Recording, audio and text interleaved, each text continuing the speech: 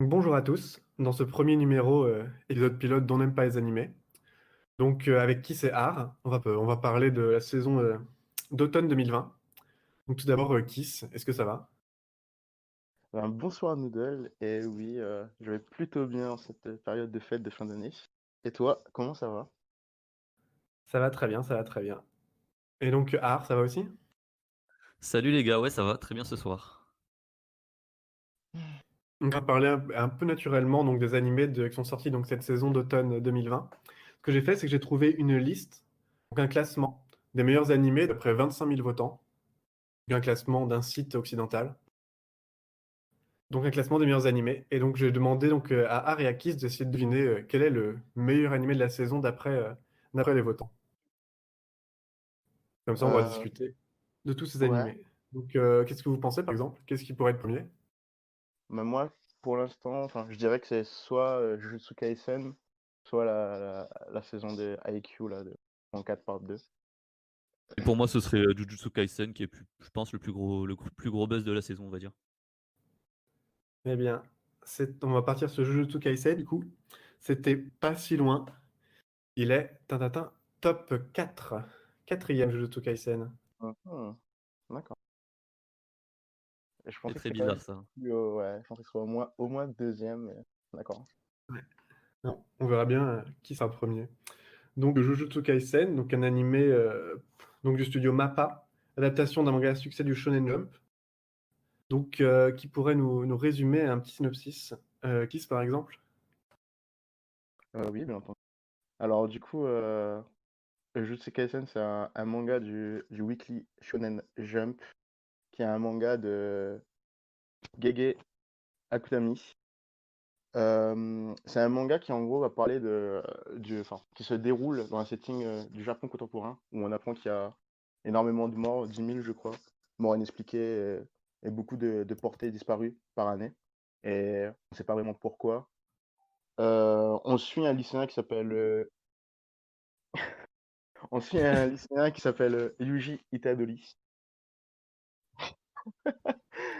Et en gros, ce lycéen, à la suite d'un concours de circonstances, va se retrouver face à face avec des malédictions. En gros, les malédictions, on apprend que c'est ce qui cause justement toutes ces morts et ces disparitions.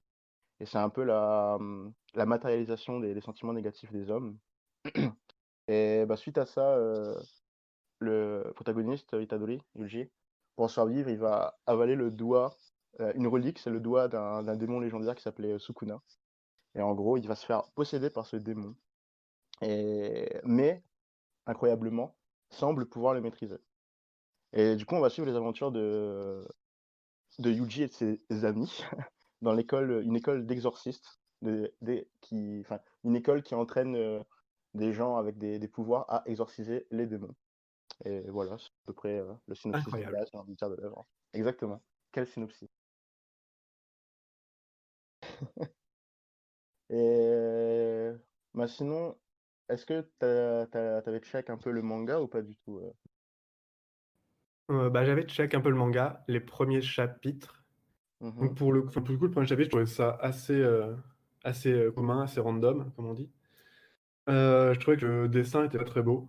Après, c'est souvent le cas dans les débuts de shonen. D'ailleurs, du coup, cet après-midi, j'ai regardé des couvertures. J'ai regardé toute la couverture du manga. Et il y a quand même toujours une grosse amélioration au niveau des couvertures, au moins. Donc je pense que, enfin, le dernier chapitre, je pense que ça va déjà être beaucoup mieux dessiné. Et D'accord. plus intéressant aussi. Et du coup, vous en avez pensé quoi si vous aviez lu le début? Un peu pareil en fait, c'est très classique début de shonen, ça me fait penser au début de Bleach du coup avec ce setting urbain personnage qui arrive dans un monde, enfin qui découvre en fait de nouveaux pouvoirs parce que comme dans Bleach, au début Ichigo il a pas de connaissance des Shinigami etc. Là c'est un peu pareil. Même si contrairement à Bleach il y a pas en tout cas on n'est pas au courant qu'il y ait genre deux mondes parallèles on va dire. Mais ça fait vraiment penser à ces 4 premiers tomes plus ou moins de Bleach. Et Bleach, c'est comme au début, c'était pas très intéressant. Bah là, c'est un peu pareil en fait. On démarre, ça pose les bases. Enfin, pour l'instant, ce que j'avais lu du manga, c'était pas ouf, mais ça posait des bases pour une suite et on verra ce que ça développe avec l'anime et le manga. Mais pareil, j'ai pas été très convaincu sans que ce soit fondamentalement mauvais. C'était juste un peu banal, quoi. Voilà, c'est tout. Ouais, ben, exactement comme vous deux, finalement. J'avais check quelques chapitres du premier volume lorsque l'anime avait été annoncé, vu que je connaissais vite fait de nom, mais je savais pas vraiment ça parlait de quoi, etc., on va dire. Et ben, un peu pareil, je trouve pas ça spécialement mauvais en soi, mais bah, ça reste très classique. Le début m'a pas vraiment accroché parce que ben, il y a pas vraiment, c'est pas vraiment original en soi, que c'est un genre d'œuvre qu'on connaît déjà assez bien. C'est pas forcément, enfin tous les shonen un peu neketsu qui sortent surtout ces dernières années, c'est pas quelque chose qui m'attire spécialement et on l'a déjà vu et revu tout ça. Et comme Noodle l'a dit, ben ouais, le dessin était pas spécialement intéressant. Enfin, il y avait rien qui m'avait spécialement accroché, même si je me disais que peut-être qu'avec l'animé, si l'animé était bien réalisé, tout ça, on aurait pu peut-être voir qu'il y avait un potentiel ou que c'était intéressant que ce que les premiers chapitres nous laissaient présager. Mais sinon, ouais, pareil, j'ai pas été emballé, même si c'est pas non plus mauvais, plus que c'est banal et pas classique. Enfin, classique. Du Et du coup, coup, est-ce que l'anime ça améliore ce côté-là pour toi? Enfin, pour vous? Alors, ben, pour le coup, ouais, alors, bah, on va parler de l'adaptation animée. Pour Jujutsu Kaisen, je dirais que même si j'ai toujours quelques réserves sur l'animé, je suis pas entièrement convaincu par l'animé, bah, je trouve par contre que c'est une excellente adaptation du manga, dans le sens où l'animé arrive à sublimer le manga de par sa réal, de par son animation, de par ses visuels. Et pour moi, oui, l'animé apporte vraiment une plus-value au manga qui n'est pas négligeable. Et pour vous? bah, en vrai, je suis d'accord avec ça. Parce que bah, l'anime est vraiment bon en tant qu'objet animé, que ce soit au niveau de la réal, de l'animation, même musicalement, ça va. Chara design, je pouvais bien améliorer dans l'animé par rapport à la réal, enfin par rapport au manga, je veux dire. Et Mhm. ça correspond peut-être plus au chara design qu'on retrouve plus tard dans le manga, je sais pas, j'ai vu le début. Mais en tout cas, je trouve que c'est une vraie amélioration. Et je trouve, bah, en plus que l'animé, enfin, c'est très agréable à suivre. Enfin, ça, genre, ça réinvente pas l'autre, le tiède, mais très agréable à suivre de saison en saison. Et j'aime bien l'opening et l'ending, je l'aime bien aussi. Je sais que, enfin, ça partage un peu entre les gens, ça divise, mais j'aime bien aussi son petit style crayonné. Et du coup, qu'en penses-tu? Alors oui, du coup, bon pour l'opening, il est vraiment superbe, visuellement. Hem j'ai un peu plus de mal avec, tout ce qui est musical, dessus parce que je trouve ça banal. Maintenant après c'est plus, lié à mes goûts, personnels, musicaux, mais vraiment c'est très propre. Je pense que Kiss il s'y connaît mieux que moi là-dessus, il en parlera peut-être tout à l'heure et concernant l'ending, alors moi aussi j'aime beaucoup ça il y a un petit côté street dans les danses en plus qui colle bien avec, le côté urbain dont je parlais tout à l'heure qui rappelle un peu Bleach et du coup, qui fait un peu l'identité de Jujutsu Kaisen. Donc moi j'aime bien l'ending, je pense que enfin c'est pas mon ending préféré non plus mais il est cool. Après l'opening, j'ai tendance à préférer enfin à les écouter pour leur musique plus que pour leur visuel mais en tout cas avant de lancer un épisode, c'est sûr que c'est catchy, ça envoie pas mal visuellement et donc ça te lance bien dans ton épisode, on va dire. D'accord. Alors moi, pour l'opening, je l'aime bien, voire beaucoup, parce que à chaque semaine, je l'aime de plus en plus, je dirais. Alors musicalement, je trouve ça correct, même si je m'attendais un peu à plus de la part de cet artiste. L'artiste c'est Yves ou Yvier, qui s'appelle, qui est assez populaire. Et généralement, j'aime bien ses tracks, mais là, je sais pas, c'est pas mauvais. Enfin, je trouve pas ça mauvais, mais je m'attendais à plus. Par contre, je trouve le refrain vraiment catchy. Et bah, finalement, c'est un peu grâce au visuel que j'aime de plus en plus la musique. Je trouve que les visuels sont tellement bons que l'opening ressort grâce à ça. Et finalement, je l'aime de Oui, plus en plus ça l'anime. dynamise la musique en fait, les visuels. Oui, voilà. Ouais. Et du coup, ben, cet opening, il est vraiment très bon visuellement et c'est pas quelque chose d'anodin, parce qu'il faut savoir que ils ont vraiment une très bonne team sur l'opening. Et déjà, le réal de l'animé, Sungu Park, ah, qui est connu récemment pour God of High School ou aussi pour ce qu'il a fait au niveau des, comment? au niveau de la key animation, notamment sur FMA, mais ça remonte un peu plus quand même, et qui là dirige cet animé, a réussi à avoir une team d'animateurs, notamment pour cet opening qui est vraiment de qualité. Il y a notamment Shingo Yamashita qui a réalisé récemment Pokémon Twilight Wings, ou bien d'autres noms très connus qui font un peu la fierté de la webgen actuelle, quoi, des animateurs. Euh, et pour ce qui est de l'ending, sinon, on va dire que je l'aime bien musicalement. Un ending de Ali, featuring Angelo, Ali qui a chanté l'opening qui a fait l'opening de Beastars l'année dernière, qui était très bon aussi d'ailleurs. Ouais, il était Et très bon. Ouais. pour les visuels, il a été réalisé par une seule personne, c'est Yuki Igarashi, qui a notamment travaillé sur Mob Psycho et qui a aussi animé l'ending de Isone and Masotan, l'ending où il danse, les personnages qui dansent, tout ça. Et du coup, visuellement, il est vraiment très stylé. Comme a dit, je trouve que ça colle plutôt bien à ce style urbain, streetwear un peu, qui fait aussi penser un peu à Bleach des fois. Mais je suis un peu plus mitigé quand même. En fait, individuellement, comme ça, j'aime bien l'ending, mais je suis un peu plus mitigé dans sa place dans l'animé parce que je trouve que ça colle pas forcément bien avec l'animé quelquefois, du fait que dans les épisodes, on est souvent en fin d'épisode, soit une confrontation avec un démon ou un truc un peu tendu ou une atmosphère un peu sombre, bah, avoir directement un ending comme ça, qui est un peu plus joyeux, avec des personnages qui dansent et tout, je sais pas, je trouve que ça colle pas forcément très bien avec l'atmosphère de l'épisode, etc., ou de la scène d'avant. Du coup, voilà. Après, c'était compliqué parce qu'au vu de la musique, t'allais pas non plus faire quelque chose de vraiment différent pour les visuels. Mais voilà, c'est pas un ending qui.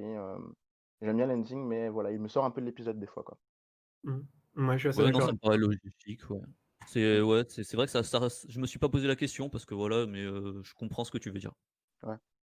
Et du coup, maintenant, si on parle un peu plus précisément de l'animé, bah, du coup, si je vais dire à peu près je vais dire vite fait ce qui me plaît un peu moins et ce que j'attends un peu de voir dans l'animé, pour voir vraiment ce que j'en pense, on va dire, assez vite. Alors, pour l'animé, ben, mon point positif, je retiens surtout la réalisation, comme on a dit. Du coup, la team de Songo Park qui fait un très bon travail. C'est un peu le cas aussi avec God of High School, je trouve, où on voit que les combats, enfin, on met vraiment le focus sur l'action, sur les combats rapprochés, les combats end-to-end, etc. C'est vraiment l'animation est très fluide, c'est dynamique. Il y a jamais de moment en fait où je trouve que tout d'un coup c'est vraiment moche ou mal animé, etc. Même pour des scènes plus simples ou assez assez courantes dans l'épisode, ben ça reste quand même à un niveau assez élevé. Du coup, je trouve vraiment que la réal est très bonne. Au niveau des visuels, des couleurs, tout ça, c'est aussi bon, même si la palette de couleurs, je suis un peu plus mitigé. Parce que je trouve que dans certaines zones, par exemple, certaines zones, souvent les zones refermées où ils ont un combat contre un démon, tout ça, il y a un beau jeu de lumière, il y a des ombres qui sont bien utilisées et tout. Mais après, quelquefois, dans des scènes un peu plus lambda, à l'école, en plein jour, tout ça, je trouve que la palette de couleurs aurait pu avoir un peu plus de style. Enfin, elle est un peu plus classique, on va dire. Du coup, elle est bien, mais sans plus. Les OST, pareil, les musiques sont bien, mais sont suffisantes. C'est-à-dire que dans les scènes vraiment hype, tout ça, elles sont de qualité, je trouve. Mais à part ça, il n'y a pas non plus des OST très marquantes ou que j'irai réécouter autre que quand je regarde un épisode, on va dire. Euh, Et après, du coup, voilà, le plan technique, je le trouve vraiment très bon sur l'anime. Et après, ce que j'aime moins, ce qui me déplaît dans cet animé, c'est le cast principalement. En fait, j'aime pas les personnages pour l'instant. Je les trouve pas non plus catastrophiques, à part quelques-uns, genre celui qui nous parle en disant des aliments, je sais plus quoi, je le trouve vraiment ridicule. Mais il y en a d'autres aussi que j'aime pas trop, mais ça va. Euh, c'est juste que, en fait, je trouve que pour l'instant, on n'a vraiment rien pour les aimer. Enfin, niveau background, motivation, tout ça, c'est vraiment très plat où on a eu vite fait un flashback ou quoi comme ça, mais c'était pas intéressant, je trouve. Après, c'est encore très tôt, faut savoir que ça peut sûrement évoluer. Pour l'instant, j'aime pas trop le cast. J'aime pas trop aussi l'alchimie du cast. En fait, ils ont pas vraiment d'interaction. C'est aussi dû au fait que le personnage principal, il est un peu séparé des autres dans l'œuvre pour l'instant. Ce qui fait qu'il a pas Oui, pu pour vraiment l'instant, interagir scénaristiquement, avec les eux. personnages sont pas au même endroit au même moment. Du coup, ça fait que Exactement. l'alchimie entre Itadori et ses potes, bah, on l'a pas trop parce qu'en fait, on les a quasiment pas vus. Et pire, Ouais. c'est un spoil du tout début parce que ça reste genre les 3 premiers épisodes, mais il me semble qu'il pense qu'il est même plus là, tu vois. Donc, Oui. les autres sont même Ouais, pas au ça y courant est. de ce qu'ils font. Donc, du coup, ça rend un peu, ça crée une sorte de césure entre les personnages. Mais maintenant, c'est vrai qu'on est qu'au début, on a vu 12 ou 13 C'est épisodes ça. suivant, je sais pas vous, mais moi, je suis au 12 et vous êtes sûrement au 13. Voilà, il Ouais. y a vraiment le temps que ça revienne, mais même comme ça, en tout cas, leurs archétypes, ils me parlent pas spécialement. En général, tu peux voir vite fait quel personnage tu vas aimer à l'avance un peu. Et là, il y en a 2 ou 3 que je trouve OK, mais j'attends de voir parce que pour l'instant, c'est pas trop ça de mon côté non plus. Mm. Ouais, pareil. Pour préciser, Vas-y. on est Vas-y. actuellement, la fin de la saison 1 du coup de Jujutsu Kaisen fera 25 Ouais, le épisodes, je premier crois, ou point. 24. Mhm. Du coup, le Mhm. 13e, donc on est à la moitié. une saison en 2 cours. Et au niveau des personnages, personnellement, je les aime bien. Après, je suis pas forcément aussi difficile, notamment que Har, niveau personnage. Mais enfin, je trouve le héros sympathique. Je trouve les 2 amis du héros, entre guillemets, je trouve aussi cool. J'aime bien le chara-design de la meuf. Et tout ce qui est j'aime bien le prof. Et tout ce qui est personnages secondaires, je les trouve assez sympathiques dans l'ensemble, même s'il y en a forcément des plus au sef. Celui qui parle dans le monde d'aliments est un peu fatigant, mais on le voit quasi pas, donc au final, c'est pas vraiment un défaut. Et je trouve les antagonistes qui sont apparus assez récemment, je trouve assez charismatiques et plutôt stylés en général. Mhm. Ben, d'ailleurs, à la fin du 13, on voit vraiment qu'on est vraiment à la moitié. Enfin, t'as vraiment cette idée que c'est la fin de la partie 1. D'ailleurs, on n'aura plus d'épisode pendant quelques semaines. Ça reprend le 15, je crois, ou le 18 janvier, le 15, je crois. Et t'as vraiment Oui, cette idée. janvier. En fait, l'animé aurait pu se finir Enfin, on aurait pu avoir une saison 1 qui se finit au 13. En fait, ça me paraîtrait totalement légitime, tellement c'était fait de manière à te faire comprendre que c'est la fin de la première moitié. Ouais. Et, et du coup, oui, et sûrement dans la suite, il y aura beaucoup plus d'interactions. Je vais pas spoiler, etc. Mais il y aura certainement beaucoup plus d'interactions et le cas sera plus intéressant dans la suite. Oui, parce que là, même scénaristiquement, au final, c'est assez pauvre, il se passe pas grand-chose, si ce n'est le C'est dernier arc ça. qui est sympa, qui est un peu plus sombre, et je trouve les personnages plus travaillés dedans, dans leur personnalité notamment, leur réaction aussi, mais après, globalement, c'est vraiment un début de shonen, donc il n'y a rien de fou, ça pose les bases, quoi, on va dire. Ouais, De toute façon, oui, j'allais justement. c'est souvent des J'allais mini-arcs de shonen. Oui, ouais. Ouais, voilà, donc c'est pas mal carré par les visuels au final pour l'instant, et après, on verra si ce sera plus intéressant à suivre pour suivre les personnages dans leur Mm. histoire. J'allais justement revenir à cette idée en fait, du prochain, enfin, du fait qu'on était encore à un début, c'était pas encore intéressant. En fait, un des autres points négatifs, c'est, en fait, la structure, je l'aime pas trop, même si c'est encore le début. Je trouve que, en fait, on n'a pas vraiment le temps de respirer. Il n'y a pas vraiment de moments seuls ou de moments qui travaillent un peu ces personnages, les interactions, tout ça, même si c'est parce que c'est full action et que les personnages sont vite séparés, tout ça. Mais j'aime pas vraiment, pas le rythme, mais la structure vraiment narrative de l'œuvre pour le moment, même si ça a été plus travaillé, comme Mar vient de le dire, dans le dernier arc, c'est-à-dire l'épisode 8 à 13, je crois, où là, les personnages sont un peu plus intéressants, même l'antagoniste est un peu plus travaillé. Même si la fin de l'arc m'a déçu, ben, c'était déjà encourageant et d'avoir un arc qui tentait des trucs un peu aussitôt, bah, ça laisse présager peut-être du bon pour la suite. Et sinon, bah, Alors dernier. je Oui, te coupe. vas-y. Quand tu dis Sol, c'est donc SOL Slice of Life, Ouais, donc Slice of Life. des moments de vie entre les personnages qui permet notamment d'augmenter leur alchimie, leur Mhm. amitié. Voilà, Ouais, qu'on voit un peu des des moments situations où plus légers, quoi. Mhm. De créer un effet de groupe. Merci d'avoir précisé, ouais. pour ceux qui Et, sont pas au courant, voilà. et sinon, dernier truc que je voulais dire dessus, ben, là, j'avais déjà eu ce problème notamment avec Kimetsu no Yaiba, qui est sorti en La 2019. comédie. Ouais, en fait, je trouve que la comédie est forcée, que enfin, l'humour, je l'aime pas, je trouve forcé, je trouve surtout très mal placé. Et c'est lié au fait qu'il n'y a pas assez de moments seuls. Si vous voulez, au lieu d'avoir des moments sérieux, d'avoir de la tension, des moments importants, et plus tard des moments plus légers, plus chaleureux, plus tranquilles, bah, là, il y a que des moments, tu l'impression sérieux, t'as que de l'action, que des moments tendus. Et en plein milieu de ces moments tendus, bah, ils te mettent leur partie d'humour, leur partie d'humour forcé, leur partie d'interaction un peu ridicule, clownesque, voilà. Et c'est dommage que ça me gêne absolument pas quand c'est fait, mais que c'est fait détaché des moments comme ça. En fait, ça désamorce la tension. C'est-à-dire que tu as un face-à-face, tu as un personnage qui va se battre, qui est limite, il est en danger, etc. Et ils te font une blague comme ça, et ils te font une joke pendant une vingtaine de secondes, et après ils reprennent le combat comme si rien n'était. Enfin, plein de fois il y a ça. Pas autant que dans le début de Kimetsu no Yaiba pour l'instant, mais ça arrivait quand même facilement 3 4 fois depuis le début de l'animé. Ça m'a pas mal dérangé. Et sinon, voilà, c'est à peu près tout ce que j'ai à dire, je pense, sur l'animé. À vous de me dire ce que vous en pensez. C'est déjà pas mal. Donc, Mhm. est-ce que tout le monde a fini de dire ce qu'il a à dire sur Jujutsu Kaisen? On va peut-être passer à la suite. Peut-être dernier mot de conclusion sur Jujutsu Kaisen. Passer à la suite parce que c'est un podcast sur la saison d'automne 2020 et pas sur Jujutsu Kaisen. Non, Donc, bah, c'est un bon petit shonen, on va dire, qui démarre bien parce qu'un shonen, ce que tu as envie, c'est surtout que ça envoie et que là, c'est bien animé. Donc pour l'instant, ça fait le taf. Je pense que ça fait le taf comme chacun voulait. Ça sublime le manga, comme disait Kiss, parce que le manga, il est il est un peu plus neutre, on va dire. Donc pour moi, c'est une bonne adaptation aussi. Et voilà, on verra pour la suite ce que ça donnera. D'accord. Ben, moi, j'ai déjà dit tout ce que j'avais à dire. Et... Bah, disons que oui, un peu comme Kiss, c'est un début de shonen classique, mais la réelle fait que c'est intéressant. Maintenant, à voir si les personnages, l'histoire, tout ça décolle un peu et c'est un peu plus intéressant plus tard. C'est possible que je trouve ça intéressant. Pour l'instant, je suis plus mitigé, on va dire, j'ai des réserves, mais la réelle fait quand même le taf nécessaire, minimum. Genre. Allez, à toi, nous deux. Bah, bon, en vrai, je suis assez d'accord avec tout ça. Je trouve que, du coup, il est plutôt, enfin, du coup, la réalisation fait que l'animé est plaisant à suivre. Après, c'est un shonen, mais du coup, c'est sympa à suivre, c'est cool. Il y a de l'action, tu t'amuses bien.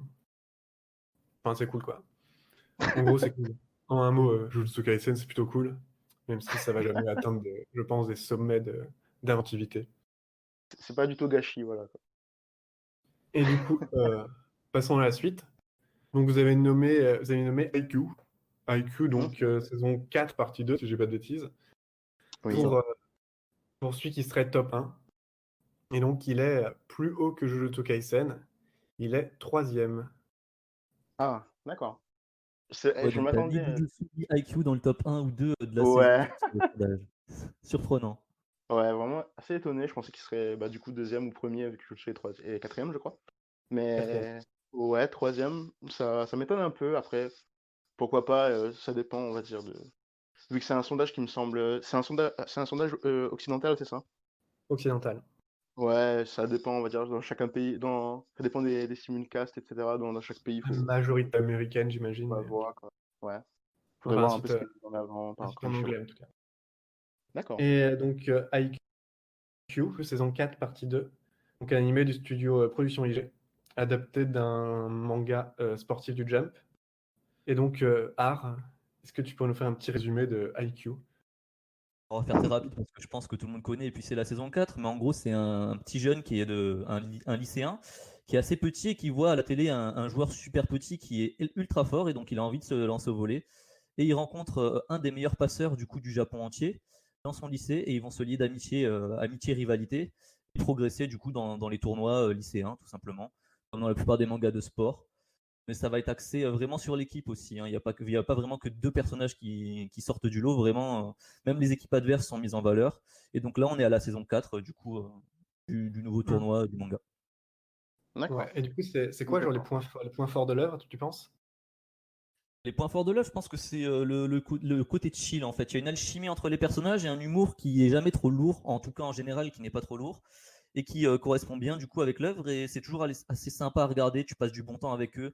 Je pense on peut limite s'intégrer plus ou moins dans l'équipe pour les gens qui sont du genre à faire ça en tout cas.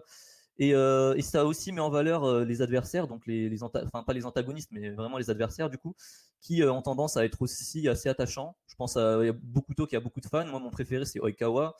Et j'ai l'impression que vraiment chaque personnage a son petit lot de fans. Et vu que l'animation, et c'était déjà le cas dans le manga pour les dessins, c'est assez dynamique, ça envoie pas mal et c'est toujours assez tendu. Donc je pense que c'est pour ça que le manga plaît énormément. Hmm. Ouais, plutôt d'accord avec Donc, ça. Kiss, t'es d'accord avec ça? Oui, on a à peu près tout dit. Et si on pouvait rajouter pour ce qui est de l'animé, ben, c'était. Là, ça va peut-être être un peu remis en cause, mais pour les 3 premières saisons, du moins, la réal était quand même vraiment très bonne, je trouve. Et Oui, il y a un c'était gros taf. excellent. Il y a un gros taf sur l'animé. On voit que c'est une adaptation du manga de qualité. Après, il y a des gens qui vont peut-être quand même préférer le manga, mais moi, personnellement, je trouve que l'animé est aussi bon, voire meilleur que le manga. Et aussi, j'aime énormément l'OST de Yuki Hayashi, qui fait aussi les OST de My Hero Academia. Je les aime énormément, c'est une énorme plus-value pour moi, ça joue énormément sur l'œuvre. Et production IG, généralement, leurs animés de sport, ils ont une espèce d'identité. En fait, on reconnaît assez vite les animés de sport de IG, Ballroom et Yokuso, notamment, ou Kazega Tsuyoku Fuyiteru, récemment. Et ben, je les trouve vraiment très bons dans ce qu'ils font niveau sport. Du coup, voilà, c'est un très bon animé, en plus d'être une bonne adaptation. Une très bonne Oui, adaptation. tu vois qu'ils maîtrisent dans le domaine du sport. Alors, juste avant la période IQ, il y avait la période Kuroko no Basket et quoi qu'on pense du manga, visuellement c'était vraiment propre. Ouais. C'est dynamique, c'est toujours là dans l'action. Et la réal, elle est quasiment irréprochable, en tout cas dans les 3 premières saisons, comme disait Kiss, parce que la quatrième, il y a des moments mitigés, hein. Je pense que Ouais, l'épisode 2 de la saison 4, partie 2, justement, avait fait un peu parler. ouais, ouais. Et je pense que d'ailleurs, il faudrait peut-être parler de la saison 4, du coup, partie 2, vu que c'est Ouais. là où on en est aujourd'hui. Qu'est-ce que vous en Ouais. pensez, vous? Bah, Du coup, allez-y, un avis assez précis dessus, je vous laisse en parler en premier. bah, moi d'abord, enfin, je vais d'abord parler d'IQ en général, parce que je suis Ouais. moins fan de manga de sport que Art au moins. Que Kiss, je sais pas, mais au moins que Art. Donc du coup, même en étant moins fan de manga de sport, enfin d'animés de sport, je trouve que IQ c'est pas mal. Enfin, du coup, enfin, je connais beaucoup de fans et tout, je suis pas clairement pas à ce niveau-là, mais je trouve que c'est pas mal, que ça se suit bien. Le seul vrai problème que j'ai avec l'animé, c'est une répétition. Au niveau des matchs, je trouve que c'est un peu souvent la même chose et c'est surtout ça qui me gêne au final pour cette, saison 4 partie 2. Que c'est un peu les matchs, un peu toujours les mêmes matchs, ça se finit souvent de la même manière, et voilà. Et du coup, pour parler de la saison 4 partie 2 en détail, ce qu'on ce qui est à noter, en plus d'un changement de chara-design, pour coller plus au manga, c'est une réalisation qui est quand même moins bonne et certains épisodes ça se voyait vraiment beaucoup. C'est Arc en parlait, non? Oui. Oui, après, c'est sûr, en fait, ils ont changé du coup, comme tu disais, pour coller plus au chara design du manga. En tout cas, c'est la raison officielle et c'est vrai que c'est le cas. Moi, j'aimais plus le chara design de l'animé, du coup, peut-être par habitude. Maintenant, en fait, c'est vrai que les épisodes sont très inégaux parce qu'il y a quand même dans cette saison 4 des épisodes qui ont des moments assez incroyables, hein, sur certaines actions. Il va y avoir, je pense, justement cette fameuse récupération d'Hinata quand il bloque la balle et la renvoie en fin de saison. À un moment, bon, je sais. Euh, c'est un peu un spoil, je sais pas si tu peux cuter ça. Non, c'est pas trop. De toute façon, ça a été Non, dit ça Ça va. dans la Bon. pas si fin de la important. saison. Ça va. Et du coup, c'est vrai qu'en fait, ça fluctue beaucoup. Il y a des épisodes en deçà, il y a des épisodes largement au-dessus, avec quelques moments qui illuminent tout.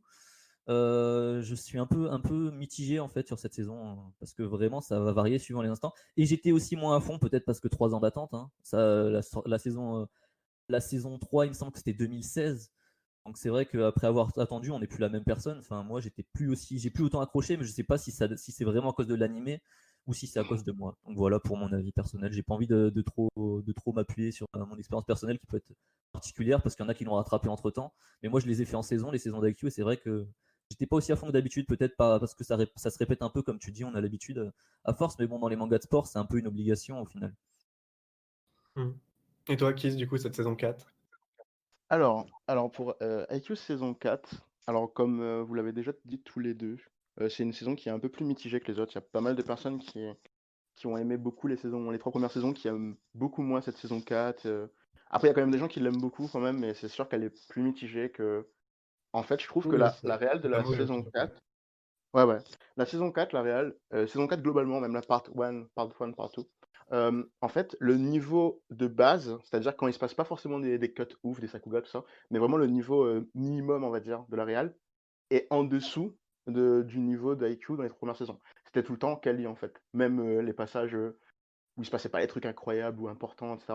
C'était quand même bien animé, bien réalisé, c'était intéressant. La mise en scène était de qualité.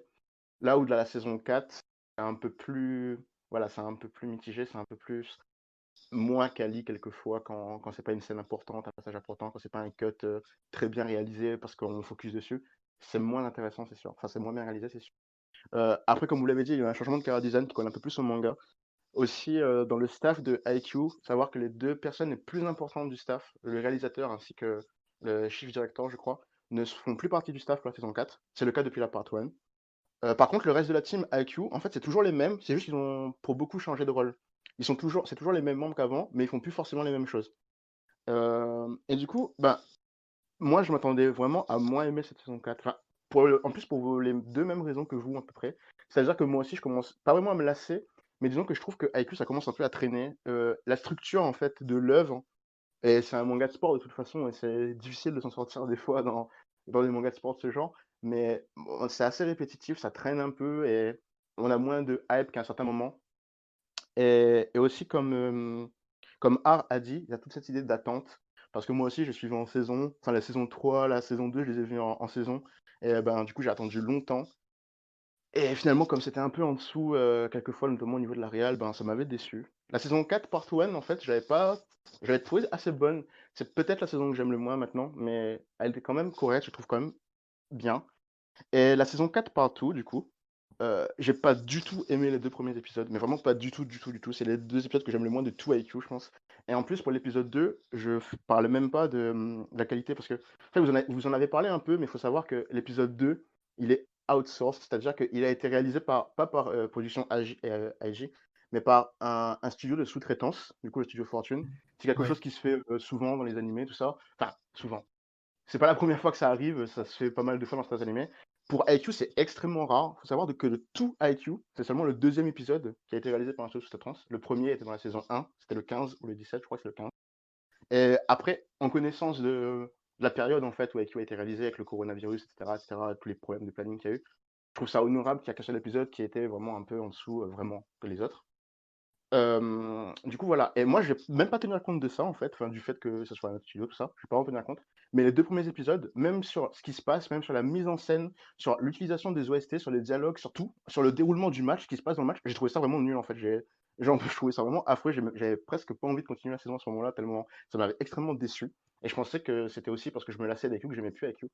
Et finalement, ben, je pense que j'aime toujours IQ, voire enfin, j'aime vraiment beaucoup IQ et la suite de la saison me l'a prouvé. Et je vais vous dire pourquoi, très, très simplement. En fait, le fait que la réal soit un peu moins intéressante, que ça soit un peu plus. Ça fait un peu IQ Echo Plus des fois, genre. C'est vraiment un peu. Voilà, ça sort pas du lot comme avant. Bah, le fait que ce soit comme ça, quand il y a des moments qui sont vraiment ouf, qu'il y a vraiment une grosse hype. En fait, il y a énormément de moments à hype dans cette saison-là. En fait, c'est un peu des montagnes russes cette saison. Genre, il y a des trucs OZF ou vraiment décevants. Et tout d'un coup, il y a des moments qui sont vraiment insane. Je pense qu'il y a des moments préférés de tout IQ sont dans cette saison-là. Et du coup, en fait, cette différence entre les moments un peu random et les moments qui sont méga hype, méga bien animés, qui sont vraiment ouf, ben, je sais pas, ça m'a fait que j'ai ressenti beaucoup plus d'émotions qu'avant. Et je trouve que c'est la saison qui m'a le plus ému, qui m'a le plus hype de toutes les saisons, alors que c'est aussi la saison qui m'a aussi le plus déçu. Du coup, c'est à la fois celle que j'aime le moins et celle que j'aime le plus, ce qui est assez contradictoire, paradoxal. Mais globalement, je pense que c'est la saison que j'aime le plus après la saison 2. La saison 2, ça reste le pic de IQ, je pense, sur tous les points. Genre, contenu, On est match, d'accord. réalisation, c'est imbattable dans IQ, je pense. En Mais la plus, il y avait saison 4, Oikawa, donc bien entendu, le meilleur personnage, hein. Enfin, maintenant, je commence à un peu moins l'aimer vu qu'il est moins présent, mais ça reste, Oikawa, ça reste un des meilleurs personnages, selon moi. Et bah, cette saison 4 partout, le fait que ça focus un peu aussi sur une équipe que j'aime beaucoup, je vais pas spoiler laquelle, mais pas Karasuno du coup, mais une autre équipe qui est sûrement mon équipe préférée. Et le fait qu'on ait des flashbacks, on a beaucoup de flashbacks, il y a des gens qui se sont plaints, ils disent que, mais dans IQ saison 4 partout, la moitié des épisodes c'est un flashback sur un personnage et il se passe pas grand chose dans le match finalement. Je suis d'accord, mais moi c'est une technique, même si je l'aime pas des fois, je la trouve vraiment très bien réalisée dans IQ. En fait, les flashbacks sont toujours pas forcément tout le temps pertinent par rapport au match, etc. C'est vrai. Mais ça développe quand même très bien les personnages. Le Karadev dans les clous, c'est vraiment très important, c'est très bien fait. L'alchimie des persos aussi, c'est excellent. Et là, en fait, ça a vraiment focus sur les persos que j'aime, à des moments que j'aime beaucoup. Et les moments les plus hype, les plus bien réalisés de cette saison 4 partout, je les ai vraiment adorés. Et ce qui fait que le résultat final, bah, je l'aime beaucoup. Et même si c'est une œuvre qui est remplie de défauts, que c'est pas la meilleure saison d'IQ, tout ça, bah moi je la trouve vraiment très parce que elle m'a procuré plus d'émotions que les autres saisons, on va dire. Voilà. Pour rebondir sur ce que tu disais, j'ai un peu l'avis Ouais, inverse, que je trouve que tout le vas-y. moment hype et tout tombe totalement à plat, Ouais, parce c'est que bon, cohérent. premièrement, parce que j'aime pas trop les mangas sport, mais aussi surtout parce que dans la structure de l'animé, enfin, la structure de l'animé fait qu'il y a aucun suspense. Enfin, notamment un événement au milieu de la saison qui fait qu'il y a aucun suspense sur l'issue. Et ce qui fait que du coup, tout le monde hype sont un peu dans le vide. Et enfin, tout est dans le vide parce que, au final, je ressens surtout de l'ennui parce qu'il n'y a aucun suspense. Tu sais ce qui va se passer. Et juste, ça m'ennuie, quoi. Bah, est-ce que tu sais c'est ce le que voyage qui compte. quand tu dis que tu sais ce qui va se passer, tu parles du résultat du match ou tu parles de vraiment tout ce qui va se passer dans le match? Bah, plus du résultat. Non, Bien mais dans ce entendu. cas-là, dans les shonen, tu sais Parce aussi que que le héros il va gagner. Enfin, ça c'est un peu, tu bien vois. sûr que je sais qui va gagner les matchs, c'est logique en fait. Enfin, peut-être que on va être Mais surpris à un le truc, moment, on c'est sait que pas, on même, verra. même le Mais fait que, enfin, tu vois, t'as un événement au milieu de la saison qui fait que tout est mort parce que il n'y a plus aucun suspense, il n'y a plus rien. bah, moi, personnellement, le fait de savoir qui va gagner à l'avance, ça n'a aucun intérêt pour moi. Enfin, ça n'a aucun intérêt, ça va pas jouer sur mon appréciation en fait. On va C'est dire vraiment que ce qui là, se passe qui est intéressant en fait. Et Sortir de c'est la plutôt dans tension le à la fin, tournant. quand même. dans le match, ça te surprend. Bah oui, mais ça voudrait dire que dans chaque shonen d'action, quand tu sais que le personnage va exploser l'adversaire, tu t'en fous du combat, alors que non, pas forcément. Bah, si, tu t'en fous du quoi. Enfin, toujours des combats, ça t'intéresse dans les shonen? Bah certains combats peuvent être intéressants, même si tu sais déjà qui va gagner. Je Si pense t'aimes à les un cas typique personnages, pour tous les adolescents, quand on pense à Naruto, le fameux Lee versus Gaara qui avait tellement plu à tout le monde. En tout cas, quand on était ado, je pense que personne pensait que Gaara allait perdre. Et oui, mais pourtant, Bah, il y avait quand même de ça la ne nous a pas tension. empêché de kiffer quand on était ado. Et même si maintenant on n'est plus des oui, ados, on peut et je quand trouve même toujours très bien. prendre du plaisir sur des scènes d'action, même si le résultat, on sait un peu comment ça va finir. On peut encore essayer Il y d'y avait, croire ou des choses comme ça. il y avait 1000 fois plus de suspense sur Lee et Gaara que pour le coup, enfin, quand même, genre, t'avais quand même deux personnages importants qui se battaient genre très tôt. T'avais quand même genre vachement plus de suspense. Oui, enfin, Gaara, c'était le main Personnel antagoniste de l'arc quand même, hein. personnellement, c'était impossible que Gaara perde. Il avait été, développé de manière à ce qu'il soit vraiment invincible à ce moment-là. Pour moi, c'était sûr que Oui, Gaara bah, allait gagner. Et du coup, je sais pas, le combat est quand même très bon et il l'est toujours aujourd'hui, je trouve. Mais en fait, si tu veux, pour LQ, même si on sait comment ça va se finir, enfin, qui va gagner, on veut savoir comment ils vont gagner. Comment ils vont gagner, qu'est-ce qui va se passer? en faisant Et des passes et des plein de fois, il y a des en faisant des passes et des smash, quel intérêt? D'accord, Quel merci, c'est parce que tu enfer! merci. n'aimes pas le Quel sport, mais c'est enfer! pas grave. Nous, on aime le Quel sport, on aime le enfer! volley. Et Moi, c'est j'adore le long, volley. C'est genre bien, c'est un magnifique. match, une saison, que c'est long! Ça, c'est vrai que c'est un peu comme la Alors, saison 3 ouais, où tu avais j'allais le un dire, seul ouais. match. J'allais dire qu'en plus, ils ont essayé de noyer un peu le poisson à saison 4 partout parce qu'à un moment, ils montent un peu à notre match, tout ça, tout ça. Mais c'est vrai qu'au final, il y a 9 épisodes sur ce match-là et qui est un match qui est beaucoup moins important et beaucoup moins intéressant que le match de la saison 3, par Au fil de exemple, la saison 3. que Oui, certains matchs de la puis saison 2. Torizawa, c'était plus intéressant quand même, mais ça Du avait coup, plus c'est d'enjeux, on va dire. Là, c'est oui, vraiment c'est un huitième de finale, je crois, un huitième de finale qui dure 9 ouais, ouais, épisodes, c'est ouais. vrai que c'est assez surprenant. Du coup, ça Bah, fait un peu. surtout quand il y a pas de C'était lent suspense. des fois. C'était lent des fois. Mais Genre, en fait, tu sais, de d'ailleurs, le match, désolé, je te coupe. Le match, d'ailleurs, je l'ai même pas tant aimé que ça en plus, hein. Genre, le match en lui-même, je le trouvais assez décevant. Mais c'est vraiment mmh, le flashback, les focus sur certains personnages, certaines actions qu'ils ont fait, qui ont été build depuis soit la part 1, soit depuis avant encore.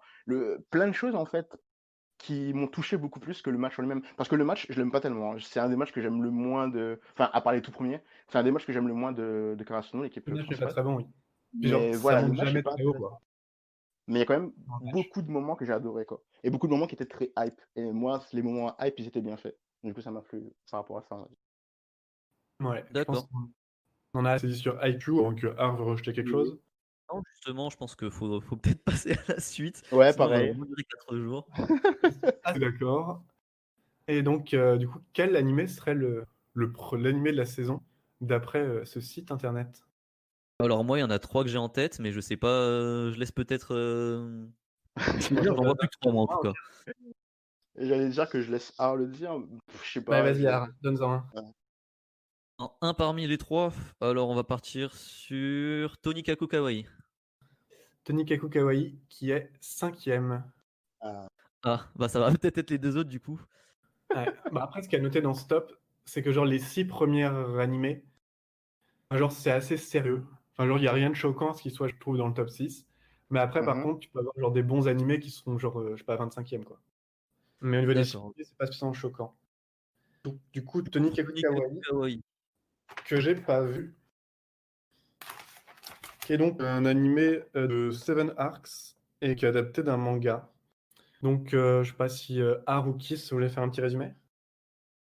Ben, après, un résumé de Tonikawa, c'est assez simple. Mais je sais pas, tu veux le faire, Art, ou tu veux que je le fasse? Ça me Non, dérange pas vas-y, non vu que plus. t'es lancé, enfin, il y a pas grand-chose à dire de toute façon. Exactement. Alors, du coup, Tonikaku Kawaii, c'est un manga qui. Enfin, c'est une adaptation animée du manga de Hata Kenjiro. En gros, on suit un personnage qui s'appelle Nasa Yuzaki. Et un soir, en fait, il tombe sur une fille qu'il trouve magnifique. Et c'est un peu le coup de foudre pour lui directement. Il est tellement choqué par sa beauté et il est tellement sûr qu'il est amoureux d'elle qu'en fait, il se fait renverser par un camion parce qu'il fait plus attention à ce qui se passe dans le monde. Et finalement, bah, cette jeune fille, elle va le sauver. Enfin, le sauver. Elle va se mettre entre lui et le camion et bizarrement, elle a pas l'air tant blessée que ça et lui, il reste en vie même s'il s'est cassé les 2 jambes. Et en gros, ben, elle lui promet, enfin, ils se promettent que, qu'ils doivent se marier. En fait, le personnage principal, Nasa, va demander à la fille de sortir avec lui et elle va lui dire qu'elle est d'accord, mais à une seule condition, il faut qu'ils se marient.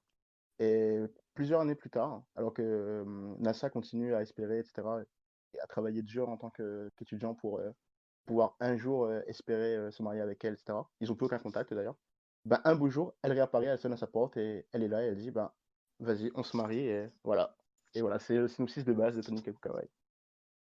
Incroyable. Et du coup, j'ai pas terminé l'animé. J'ai vu que 4 épisodes. J'ai vu que Je 4 suis au épisodes, 8e. mais je suis à jour sur le manga. J'ai lu les 131 chapitres, je crois, un truc comme ça. Enfin, 130, je sais plus combien il y en a. J'ai lu tous les chapitres du manga. Et bah, de ce que j'ai vu, l'adaptation animée, c'est pas une mauvaise adaptation, mais c'est pas non plus une adaptation qui va incroyablement changer la donne. C'est pas une grosse plus jaloux en fait. C'est-à-dire que c'est une Une adaptation. adaptation classique, quoi. Voilà, c'est un La bon. base. Si t'aimes bien le Ça manga, tu transforme vas. pas le manga. Voilà. T'aimes bien le manga, je pense que t'aimes bien l'animé. Si t'aimes pas le manga, je pense pas que tu vas aimer l'animé. Après, bon, il y a toujours les seiyuu, les OST, tout ça, qui, de ce que j'ai entendu, sont corrects. Pas incroyables, même si après la personnage principale, comment s'appelle-t-elle déjà?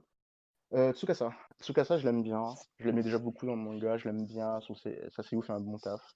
En fait, c'est un animé qui, selon moi, fait le taf syndical nécessaire. Enfin, suffisant. C'est une bonne adaptation, ça va être incroyable. Et après, bah, ça dépend si l'humour, si le côté un peu mignon vous plaît. Il y a des petites morales à chaque épisode, en fait. Si tu veux, c'est un peu du épisodique, on va dire, où à chaque fois, tu as une petite histoire sur un couple, sur enfin, la vie de marié, la vie de couple, sur la relation entre les humains et tout. Après, tu as un peu de mystère, un peu au niveau de la protagoniste, mais je vais pas dire pourquoi. Enfin, t'as des petites intrigues un peu comme ça qui vont sûrement évoluer avec le temps, même si je trouve que dans le manga, ça commence à être un peu lent. Finalement, ça s'essouffle un peu, peut-être sur la durée, et du coup, il faudra voir avec l'animé. Mais comme il y a que 12 épisodes, que pour l'instant, il n'y a pas de saison 2 annoncée, ils ont annoncé juste un. euh, Bah, ça peut, si c'est bien espacé de plusieurs années, ça peut être bien de regarder ça comme ça quand ça sort, en fait. C'est tranquille, c'est mignon, c'est pas prise de tête. Et voilà, si vous aimez bien. Il y a beaucoup de références aussi à d'autres mangas et aussi à la pop culture, enfin, tout ce qui est Star Wars, tout ça, tout ça. Il y a plein de films, plein de séries, plein d'œuvres comme ça assez connues qui sont référencées. Il y a pas mal de côtés un peu il y a un côté un peu parodique aussi dans l'œuvre. Mais voilà, c'est cool, c'est sympa, c'est pas prise de tête et à vous de voir si ça vous intéresse ou pas, quoi. Du coup, Art, t'en as pensé quoi? C'est quoi, genre, les Un peu points pareil. forts de l'œuvre? Il n'y a pas grand chose à rajouter en fait, c'est un truc pas prise de tête et si t'aimes l'humour, si t'accroches à l'humour, je pense que c'est toujours 20 bonnes minutes de passer en fait. Voilà, c'est plaisant, c'est chill. C'est mignon aussi parce que les deux personnages principaux sont très mignons. Ça fait sourire souvent, t'as un petit sourire de coin quand tu regardes l'anime. Et j'aime bien, moi je suis très friand de références, donc c'est toujours sympa d'en voir. Maintenant, après, il n'y a pas grand chose à dire de plus, hein, c'est C'est exactement ça. ce qu'a dit Kiss tout simplement. Ça serait compliqué. C'est comme un peu, c'est comme si on essayait de parler de Asobi Asobase ou ces genres de choses. Genre, on peut dire voilà, t'aimes bien l'humour ou t'aimes bien un peu le style, tout ça, mais c'est tout. Après, c'est compliqué d'en parler C'est Voilà, très vraiment. bien. c'est C'est très bien compliqué de que ce dire soit pas plus très que long. c'est drôle ou mignon. Très bien que ce soit pas très long, qu'on puisse passer à la suite. Chaque. Ah, je tenais quand même à ajouter un truc. L'opening est très très atypique, mais j'apprécie beaucoup le risque qui a été pris. Ah, Et moi j'adore l'opening, c'est mon préféré de la ouais, saison.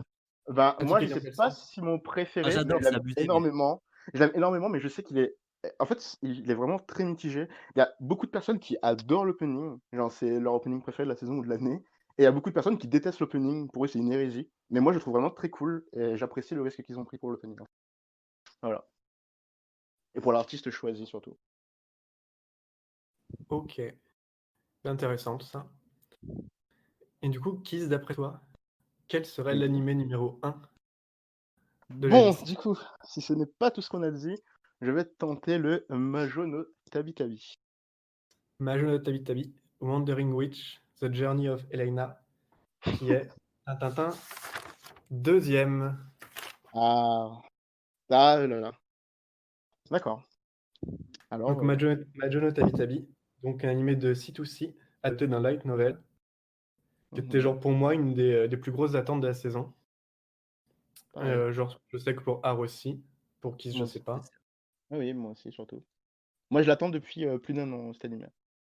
bah, tu Ouais, l'annonces. on met depuis annonce, ouais. Et du coup, le petit synopsis, je vais peut-être me lancer dessus, histoire de changer. À ton tour, oui. Ma Majo no Tabi Tabi, c'est donc l'histoire d'une sorcière, Elena, qui est donc une jeune sorcière qui est très douée, et qui a voyagé de pays en pays. Donc c'est de l'épisodique, et en gros, dans chaque pays, il va y avoir une petite aventure, avec souvent une petite morale. Et donc, on va la voir comme ça, voyager de pays en pays. C'est un peu comme Kino no Tabi, le voyage de Kino, mais avec une sorcière. Donc, sur le principe, c'est plutôt cool. Et donc voilà, donc on la suit au fil de ses aventures dans différents pays, ces pays ayant chacun une spécificité propre. C'est un pays, enfin, chaque pays est vraiment très spécifique en réalité. Et du coup, qu'est-ce que vous en avez pensé? Ah, C'est vrai, je peux commencer vu que c'est moi qui suis le moins avancé, je suis à l'épisode, il me semble 8 sur 12. Bah déjà j'adore Kino no Tabi, donc l'Odyssée de Kino en français. Et si Majo no Tabi Tabi elle n'a pas comment dire la direction artistique qu'a Kino no Tabi qui a vraiment une atmosphère particulière, qui est à part, un peu comme tout ce qui est Mushishi, Lane, etc. Là, c'est beaucoup plus classique. Donc, même si on voit c'est pas forcément mal animé ou la DA est pas forcément mauvaise, l'épisode 1, par exemple, était sympa à regarder, mais ça sort pas du lot, on va dire. Par contre, le contenu, bah, c'est pas, encore une fois, c'est peut-être un peu méchant de comparer à Kino, c'est pas à ce niveau-là, mais c'est très plaisant à suivre. À chaque fois, on a nos petites morales à la fin d'épisode qui sont pas forcément, enfin, qui peuvent être sous-jacentes.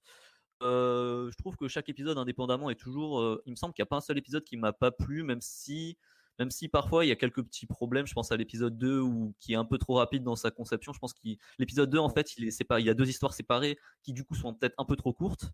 Non, c'est le 3, c'est Euh, le 3. Comment Épisode 3, L'épisode pareil. 3. Ah oui, attends, pour moi, je vois plus lequel c'est l'épisode 2 alors. Le 2, c'est quand elle rencontre Saya, la sorcière. Là. Ah oui, oh, je l'ai complètement oublié cet épisode. Mais du coup, ben ouais, j'aime bien. C'est assez dur de parler de Manjo no Tabi Tabi Sans spoiler. enfin, ouais, voilà, sans spoiler et en plus sans avoir une discussion directe, enfin, juste de donner son avis sur Je chaque suis épisode, d'accord. ça le fait pas trop.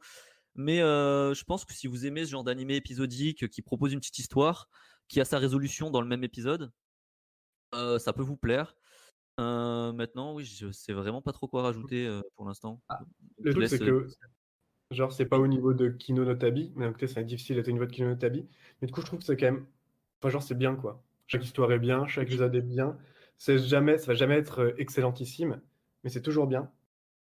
Et je trouve le personnage d'Elena très intéressant, qu'elle est très grise dans sa morale. Tiens, c'est pas un héros de shonen en gros classique qui va être gentil, va toujours vouloir faire le bien. Elle a une position plus d'observateur et elle veut pas s'impliquer dans. Elle essaye de pas trop s'impliquer dans la vie des gens qu'elle rencontre. Et je trouve que du coup c'est vraiment bien. Et du coup il y a pas mal d'épisodes qu'on Et fait polémique. en plus, ça avait fait, ouais, comme tu dis, un bad buzz, alors que pour moi, justement, c'est un aspect positif, parce que Elaina, pareil, je l'aime beaucoup. D'ailleurs, il me semble, un des personnages tout court préférés de toute l'année 2020 sur les différents sites qu'on peut voir. Et c'est Oui. vrai que ce côté nuancé, enfin, nuancé plutôt gris, des fois, elle sait pas quand intervenir, ou elle a juste pas envie, ou là, elle se dit que c'est pas le moment. Enfin, ça dépend vraiment, en fait. Et je trouve que c'est justement une bonne chose, en fait. C'est quelque chose qu'on a plus envie de voir que se taper toujours le même genre de protagonistes qui agissent à chaque fois sans réfléchir. Ça Ouais. permet de donner un peu voilà, un aspect différent à l'œuvre. Et je trouve ça très cool aussi. Je suis un peu déçu de voir ces polémiques. Parce que, en plus, quand je vois l'argumentaire, souvent, c'est vraiment râler pas crête, comme on dit. Donc, voilà. Euh, du coup, pour ma part, euh, j'allais aussi parler de Kino no Tabi, mais bon, je m'attendais à ce que vous le fassiez. Bah, comme ça a été dit, de toute façon, c'est un peu le cousin, le successeur spirituel de Kino no Tabi, même si c'est quand même pas mal en dessous, je trouve, soit sur la réal ou sur les thématiques, sur tout en fait même. En fait, Kino no Tabi, Kino no Tabi Tabi. Majo no Tabi Tabi, c'est un animé, une œuvre que j'ai beaucoup attendue et qui, je sais pas si elle m'a déçu ou pas. J'aime énormément Elena, en fait, le personnage principal. Je la trouve vraiment très cool et je l'aime plus que l'animé en fait et que ce que fait l'animé des fois. Et en fait, comme aussi l'a dit Art, c'est compliqué d'en parler parce que c'est un épisodique en fait qui va vraiment. En fait, c'est vraiment un animé où tu vas en parler de chaque épisode individuellement. Tu vas dire ce que t'en pensais, ce que ça fait, C'est ça. genre assez différent. Et tu peux pas en parler sans vraiment spoil. Mais ce que je peux dire sinon, sans spoil du coup, déjà sur la réal, c'est solide. Enfin, c'est solide. C'est bien. C'est pas incroyable. Il y a des moments qui sont plus faibles que d'autres. Et ça se voit. Enfin, il y a des moments où c'est très beau, il y a des moments où c'est pas beau. Il y a des moments où c'est bien animé, il y a des moments où c'est pas bien animé. Mais ça reste, je pense, au-dessus de la moyenne. C'est Oui, c'est souvent très convenable. beau. Ouais, voilà, Mm. c'est convenable. Si. C'est Moi, pas, je t'ai c'est pas une grosse genre c'est bien qualité, mais partout. voilà.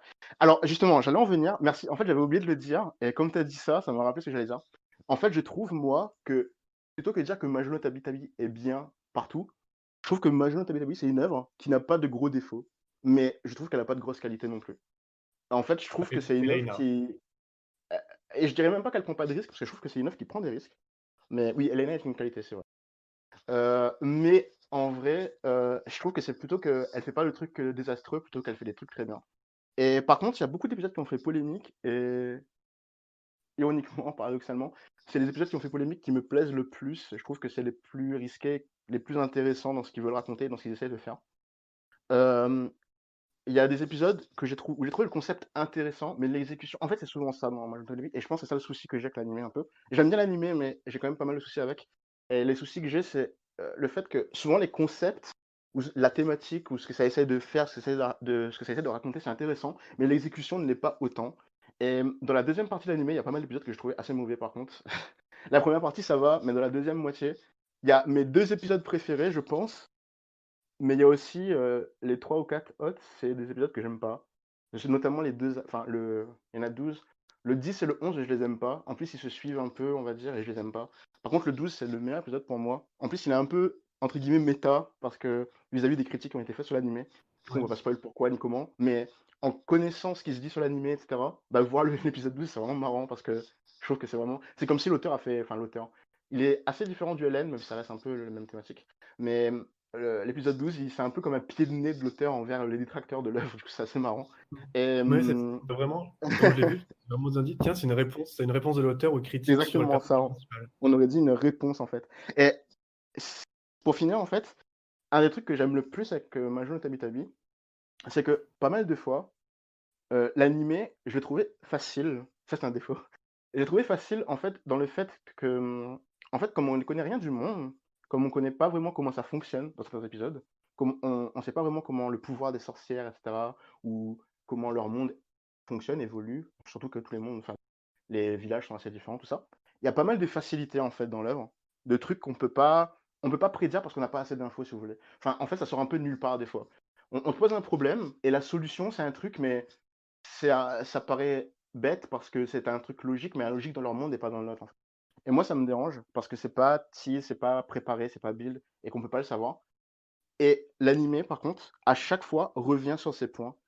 Et c'est difficile d'en parler sans spoil, en fait. Mais en fait, j'aime beaucoup le fait, si vous voulez, que même les éléments qu'on paraît sortis de nulle part ou qu'on paraît un peu faciles pour expliquer, expliquer un truc ou apporter une solution, mais finalement, ces éléments-là, ils vont être expliqués plus tard ou être réutilisés de manière intelligente.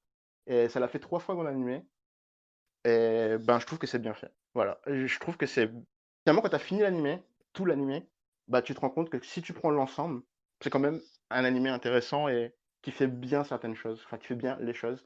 Mais voilà, il n'y a pas assez d'énormes qualités pour que je trouve vraiment bien. Mais il n'y a pas de Mm. défaut non plus, de gros Après, défauts. perso, Voilà. j'ai pas fait les 10 séances dont tu as parlé, donc moi j'ai aimé absolument tous les épisodes. Après, comme tu as dit, il y en a aucun que j'ai adoré. Et pour reprendre ce Ouais. que tu as dit, ouais, j'aime beaucoup en fait, le concept, c'est un peu, je suis méchant avec l'anime parce que franchement, c'est vraiment un de mes meilleurs saisonniers de l'année, en fait. Mais je compare un peu à Kino no Tabi. Mais les deux animés comme Kino no Tabi en fait, c'est le concept qui est incroyable. La différence, c'est que Kino no Tabi, en fait, la narration est bonne. Et alors que Majo no Tabi Tabi, bah, en fait, la narration, c'est un peu comme si quelqu'un de lambda la faisait en fait. L'idée est cool, mais quelqu'un de lambda est à l'exécution. Du coup, t'as un concept cool avec une exécution juste lambda et qui fait que ça ressort pas comme Kino no Tabi. Mais Tout à fait. après, ça reste bienvenu en fait. Moi, j'ai pas été déçu parce que en fait, je l'attendais en sachant que ça serait pas une révolution. Du coup, bah, je m'attendais à quelque chose de cool, pas plus, et c'est cool, et voilà, pas forcément beaucoup plus. Mais c'est rafraîchissant et je suis content de l'avoir vu cette saison, en tout cas. Mm. Ouais, parfait, je suis Voilà. d'accord. Du coup, pour finir sur Majima de Tabi, je dirais en dernier point que j'aime beaucoup le opening. Eyeliner. Ah, Et Laina aussi. alors, l'opening, je l'aime. Ok, je le trouve ok, mais il y a un passage que j'aime beaucoup en fait. Je crois que c'est le refrain, on va dire. De la Il y a deuxième en fait partie de des passages que l'opening, j'aime pendant beaucoup, ouais. 10-15 secondes, je trouve vraiment trop bien. Par contre, avant, je l'aime pas trop. Et l'ending, je trouve sans plus. Mais Mm. oui, je vois de. Et Et voilà. sinon, Mais il a une très cool, ouais. pour préciser pour les gens qui nous écoutent, je pense qu'on mettra une liste de tous les animés qu'on cite dans un post quelque part, histoire que les gens qui savent pas forcément de quoi on parle, qu'ils puissent voir de quels animés on parle à chaque fois qu'on donne des exemples. Exact. Et du coup, Kiss, Mhm. pour l'animé suivant, à ton avis, quel est Oui. l'animé numéro 1 sur la liste? Moi, j'ai mon avis. Écoute, ouf. Moi aussi, bah, là, enfin, j'ai encore 2-3 petites idées, mais il y en a un qui sort un peu plus du lot, j'ai envie de dire. Parce que Du bah, coup, les 3 que j'ai cités, c'était les 3 que je pensais. Bah, je dirais peut-être Akudama Drive. et oui, Akudama Drive, premier. Ah Animé de la merde. saison. Et oui. Animé de la Ah non, j'aurais saison. pas dit lui, moi. C'est mérité. Incroyable animé. Mon Dieu. Donc, Akudama Drive, donc un animé Mhm. du studio Pierrot, un animé original. Et oui. donc, art, je sais que tu as adoré. Alors, Fais-nous un petit résumé. t'es médisant parce que j'ai pas Dystopique dit au que j'avais Japon. détesté non plus. Donc il y a différents criminels qui sont appelés des Akudama. Et donc tous ces Akudama vont recevoir une mission d'un destinataire inconnu. Et tous ces Akudama vont donc devoir résoudre cette mission. Donc le truc, c'est que tous ces Akudama sont des personnages donc criminels, ont tous vraiment une spécialité. Et c'est vraiment des personnages hauts en couleur, un peu fous. Et tout l'anime est un peu fou, un peu, un peu too much, un peu edgy, mais genre volontairement, quoi. Donc c'est vraiment pas mal. Et donc on a tous ces personnages fous, ces criminels, ces grands criminels connus. Et au milieu de tout ça, on a donc le personnage principal qui est une meuf un peu paumée, qui est là parce qu'elle a volé 500 yens et qui va se retrouver embrigadée dans cette aventure. Et donc ça va finir en lutte contre ce système dystopique. J'ai trouvé ça vraiment bien. Un original très sympathique, j'ai trouvé. Et Sachant que autre 500 point, yens, c'est que dalle, hein. Pour, au cas où, c'est ceux qui connaissent pas la monnaie japonaise, 500 500 yens, yens, ça c'est genre fait 5 4 euros tout euros, pété. 4 euros et quelques, un truc comme ça. Et à noter le car design qui est intéressant, qui est donc celui de Danganronpa, la série de jeux. Mhm. Du coup, je vais en parler un peu de mon avis de l'animé. Mais du coup, je trouve l'animé vraiment sympa. C'est Je trouve Rui Komasuzaki pour le chara designer. fascinant. Donc, je trouve l'animé vraiment sympa. Je trouve tous les épisodes vraiment bien rythmés, que ça s'enchaînait bien. C'est un peu edgy, ça veut un peu être, c'est un peu too much, mais je trouve que l'animé on est conscient et on joue, et donc c'est pas forcément un défaut.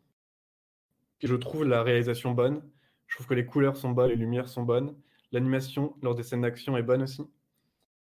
Et je trouve même les visuels, les décors, pas toujours, mais à certains moments, sont vraiment bons. Les combats, enfin tout vraiment bien. D'un point de vue visuel, je trouve l'anime très réussi. Sur le fond, il y a plus de critiques qui peuvent être faites, mais je trouve que l'anime réussit ce qu'il veut faire. Genre, il n'y a jamais eu de grandes prétentions sur le fond, mais du coup, en partant de ce principe, bah, l'anime réussit ce qu'il veut faire et c'est un défouloir cool. Et je trouve que c'est une réussite dans ce sens-là. Et du coup, Art, qu'en as-tu pensé? Alors moi, ouais, je suis plus mitigé. Après, faut pas croire que j'aime pas du tout. C'est juste que je suis vraiment, ouais, voilà, mitigé tout simplement. Alors moi, j'aime beaucoup l'aspect, enfin beaucoup. J'aime l'aspect technique.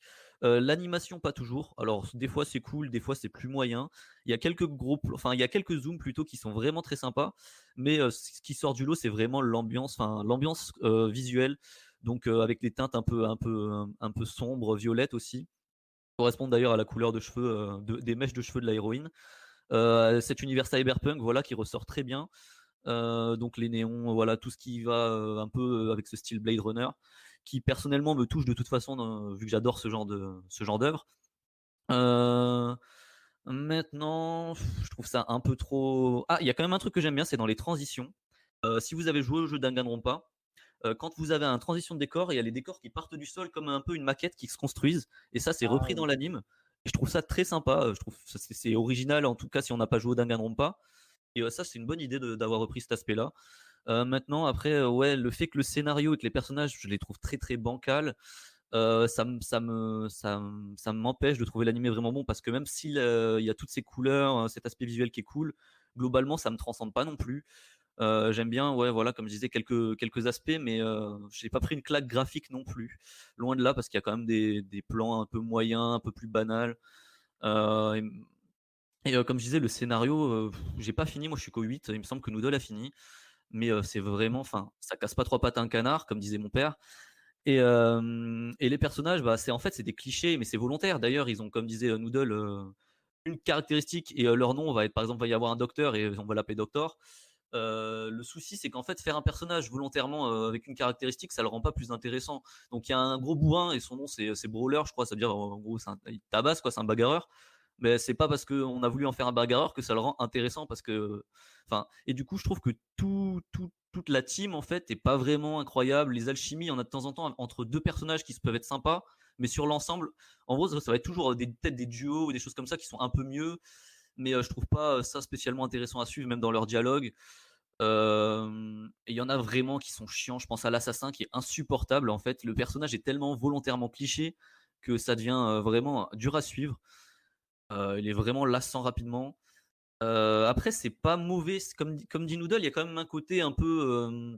Voilà, hein, c'est du grand n'importe quoi, mais c'était le but et ça se peut suivre sans prise de tête. Mais j'en attendais peut-être un petit peu plus et je trouve que ça a jamais décollé, en tout cas où j'en étais. Donc, je mets quand même je sais plus comment on dit, des réserves, voilà, parce que j'ai pas vu les 4 derniers épisodes et que ça peut être plus intéressant sur la fin. Mais pour l'instant, je suis pas vraiment satisfait. Voilà, c'est tout. Après, ça, c'est Ouais. pas un mauvais animé, mais c'est pas vraiment ouf non plus. C'est l'AOT d'après, enfin l'animé de la saison d'après 25 000 votants quand même. Incroyable. D'après 25 000 votants, oui, qui ont un Ouais. IQ plus bas quand même. Même Jujutsu Kaisen, je trouve ça bien mieux, hein, honnêtement. Et du coup, quand même, pour te rassurer un peu, je trouve que le scénario décolle quand même à la fin. Notamment tout le côté.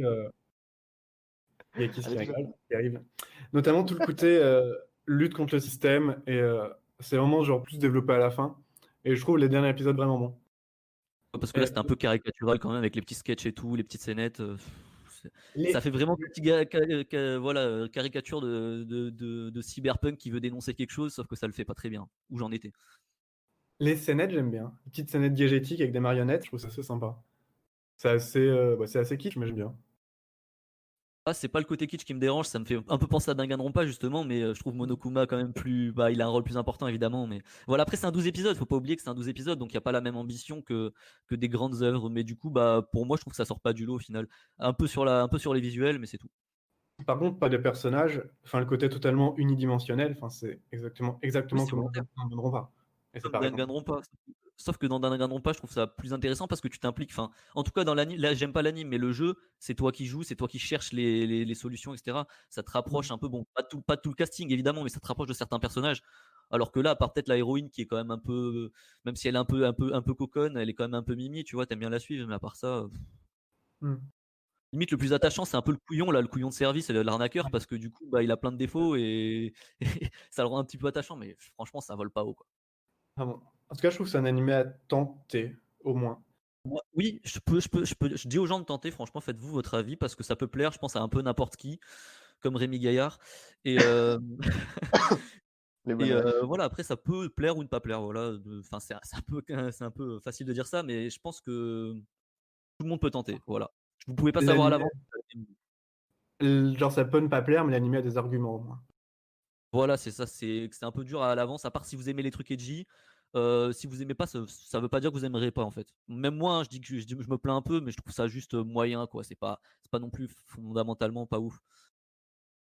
Et ouais, puis après tout, on n'aime pas les animés, c'est dans le titre. Et Le pas est du entre. coup, là, vous avez trouvé du coup les 5 premiers animés. Akudama Drive, Majo no Tabitabi, Aikyo, Jujutsu Kaisen, Tony Kawaii. Et donc, quel serait d'après vous le premier, enfin le sixième du coup? Le Bah, en Alors sixième. avant fait, il y de. a un animé que j'allais citer à la place de Akudama que Kiss a trouvé, donc moi j'aurais eu tort. C'était Maojo des Oyasumi, du coup, que j'aurais cité en premier à sa place. Attendez. Vas-y, Alors attends. du coup j'ai vu un seul épisode pour Akudama Drive, mais je vais quand même dire un truc dessus, vu que je n'ai rien dit D'accord. pour le moment. Du coup, alors oui, j'ai vu que le premier épisode, que j'ai vu d'ailleurs il y a 2 heures. Euh, le réalisateur, c'est Taguchi Tomoisa, c'est un réalisateur que j'aime plutôt bien. Il a réalisé notamment les films Persona 3 qui, je trouve, étaient très beaux au niveau des teintes de couleurs, de la palette de couleurs et des lumières. Et on le retrouve beaucoup dans Akudama Drive. Il a aussi travaillé sur Jinrui wa Suitai Shimashita, qui est un anime que j'aime beaucoup, et notamment la DA. Euh, et en fait, l'anime, pour le moment, je trouve que pour la réal, ça se regarde en fait. Parce que déjà, le setting cyberpunk, un peu tout ça, il est intéressant et ça a l'air plutôt bien travaillé. Et le réal fait un bon taf, comme je viens de le dire, sur la palette de couleurs, sur les lumières. En fait, il y a des lumières, c'est un effet un peu néon en fait, que j'aime bien, qui rend bien. Et pour le chara design en fait de Rui Komatsuzaki, j'aime beaucoup ce qu'il fait sur Danganronpa, le VN. Après, en animé, je trouve que ça rend un peu moins bien. En fait, ça rend bien quand on a un gros plan fixe sur un personnage, ou qui sont un peu wallpaper tiers. Et là, c'est quand même assez beau. Surtout les yeux, en fait. C'est surtout les yeux qui sont assez représentatifs de ce chara designer, Hmm. j'ai l'impression. Et ça Oui. rend vraiment bien. Après, par contre, quand c'est en mouvement, quand c'est un peu plus éloigné, tout ça, je dirais pas non plus lambda, mais c'est quand même pas foufou. C'est pas. Voilà, c'est sympa, mais c'est pas incroyable. Du coup, voilà, Après, j'aime bien.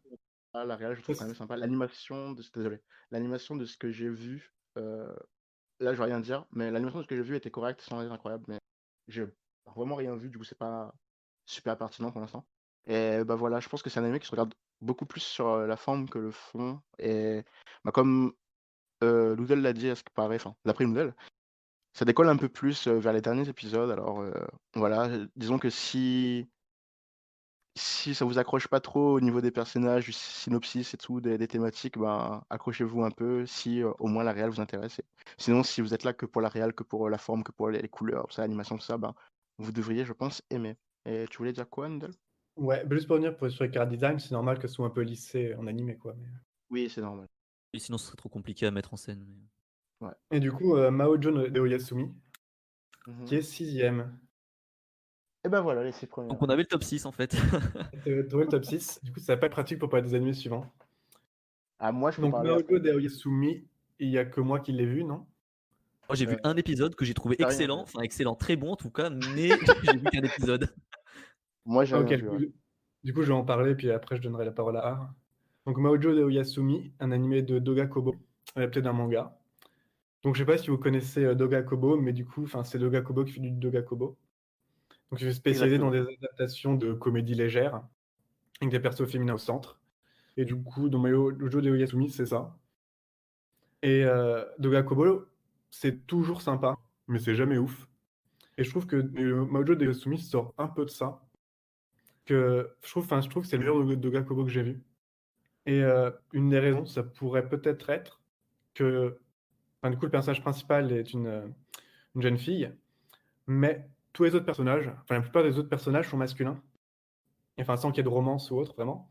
Mais ça évite le côté un peu Yuri bait qu'il y a toujours souvent dans les autres Doga Kobo, où c'est un peu oh, est-ce qu'il y a, il y a plein de meufs, donc chacun choisit sa waifu, et puis il y a un petit côté drague à moitié, machin. Du coup, tout ce côté-là est totalement évité. Et je me dis, c'est peut-être pour ça que Mojo de Yasumi est meilleur. Donc, pour parler du synopsis un peu, globalement, de toute façon, c'est une comédie, donc c'est pas forcément le plus important. Mais le setting, c'est que du coup, il y a une princesse qui a été kidnappée par le roi des démons. Et donc, elle est otage dans le château des démons. Mais elle en a rien à foutre. Que le seul truc qu'elle veut, c'est dormir.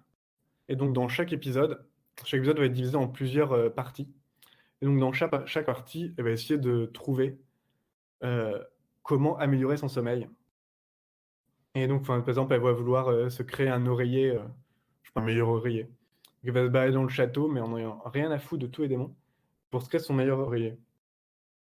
Et du coup, c'est vraiment cool. Et le vrai point fort de l'animé, je trouve, c'est l'héroïne, qui, dans son attitude totalement égoïste et je m'en foutiste, mais sans que ce soit trop dans un cliché négatif, et je trouve qu'elle porte vraiment l'animé. Et voir les réactions des démons qui sont totalement dépassés, genre qui étaient censés être dans une position de force avec elle en otage, mais qui sont totalement dépassés. C'est vraiment drôle, et c'est vraiment ça qui carry l'animé. C'est pas juste une simple inversion des attentes.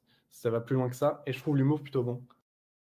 Et du coup, toi, Har, qu'en as-tu pensé de cet épisode que tu as vu? En un épisode, je pense, j'ai pensé un peu pareil que toi en fait. C'est déjà un petit côté réalisation. C'est vrai que Doga Kobo fait toujours du Doga Kobo, c'est-à-dire en fait c'est toujours bien fait. Ça sort jamais du lot, mais c'est toujours bien fait. Mais là, je trouve qu'il y a un petit plus niveau réalisation. Je sais pas si c'est le car design ou quoi, mais je sais pas, il y a une propreté qui est encore plus clean que d'habitude. Maintenant, après, ça reste du Doga Kobo, mais franchement, je trouve ça très propre. Après, pour ce qui est du setting de l'humour, etc., ben, moi, j'aime beaucoup aussi. Bon, comme je disais, j'ai vu qu'un épisode, mais le côté la princesse en fait qui en a rien à foutre de la situation, le roi démon qui pense qu'il veut la terroriser en fait, sauf que c'est plutôt lui qui se fait victime et elle met à mal un peu tout, je sais pas si c'est aux enfers ou quoi que ce soit, mais en tout cas elle met à mal tout le château pour ses petits objectifs quotidiens d'améliorer son oreiller, son lit. Ou quoi, je trouve ça vraiment, bah, c'est original en fait, même fallait penser. Voilà, l'humour est bien maîtrisé. C'est assez dur à chaque fois de parler d'humour, mais le côté, comme tu disais, les démons savent pas quoi faire, ils sont là, ils sont dépassés, normalement, ils sont censés serrer les vis pour pas qu'elles fassent trop, mais elles les écoutent pas, leurs menaces, elles les captent même pas. C'est plutôt elle qui leur fait peur des fois, suivant ses réactions. Je trouve ça, bah voilà, très bon en fait, tout simplement. Et je trouve que voilà, c'est un peu l'essence de ce qu'on recherche dans ce genre d'anime, qui sont sûrement très plaisants à suivre. Je sais pas ce que ça donne sur la longueur parce que j'ai pas vu 12 épisodes et que le setting fait que c'est fatalement un peu toujours pareil, comme Mmh. Tony Kawaii d'ailleurs. Mais en tout cas, le premier épisode m'a convaincu et je pense que si tu regardes, si t'aimes bien ce genre d'animé, il y a aucune chance quasiment que tu n'aimes pas en fait. Ouais, et pour parler sur la longueur, du coup, c'était un peu ma peur au début aussi, mais au final, enfin, du coup, l'animé tient bien dans la longueur. Parce qu'au final, tu t'attaches aux persos, du coup, même aux persos plus secondaires, genre les différents démons, tu commences à t'attacher à eux. Et du coup, c'est plus seulement la princesse, mais il y a aussi plus ses interactions avec tous les autres personnages. Et du coup, l'animé tient bien la longueur, mais c'était ma principale crainte aussi, ouais. Au final, c'est cool. Ouais, du coup, bah voilà, comme tous ceux qui aiment les Kaguya-sama, les Takagi-san, je dis un peu des genres différents, mais ce genre de choses, je pense que vous pouvez aimer, franchement, c'est vraiment très sympa, très frais. Voilà, c'est rafraîchissant, t'as fini ton épisode, t'es content en fait. Donc moi je recommande, même si j'ai vu qu'un épisode, je verrai forcément la suite en tout cas. C'est pas, ça m'arrive souvent de finir une saison avec un seul épisode vu d'un animé que je trouvais pas mauvais, mais de jamais continuer parce que la flemme. Et là, j'ai vraiment envie de reprendre un de ces quatre. Ouais, bah, je recommande aussi, c'était cool. Et du coup, maintenant, vous avez trouvé du coup les 6 premiers animés. Du coup, vous avez parlé de vos animés. Par exemple, Kiss, tu pas d'un animé?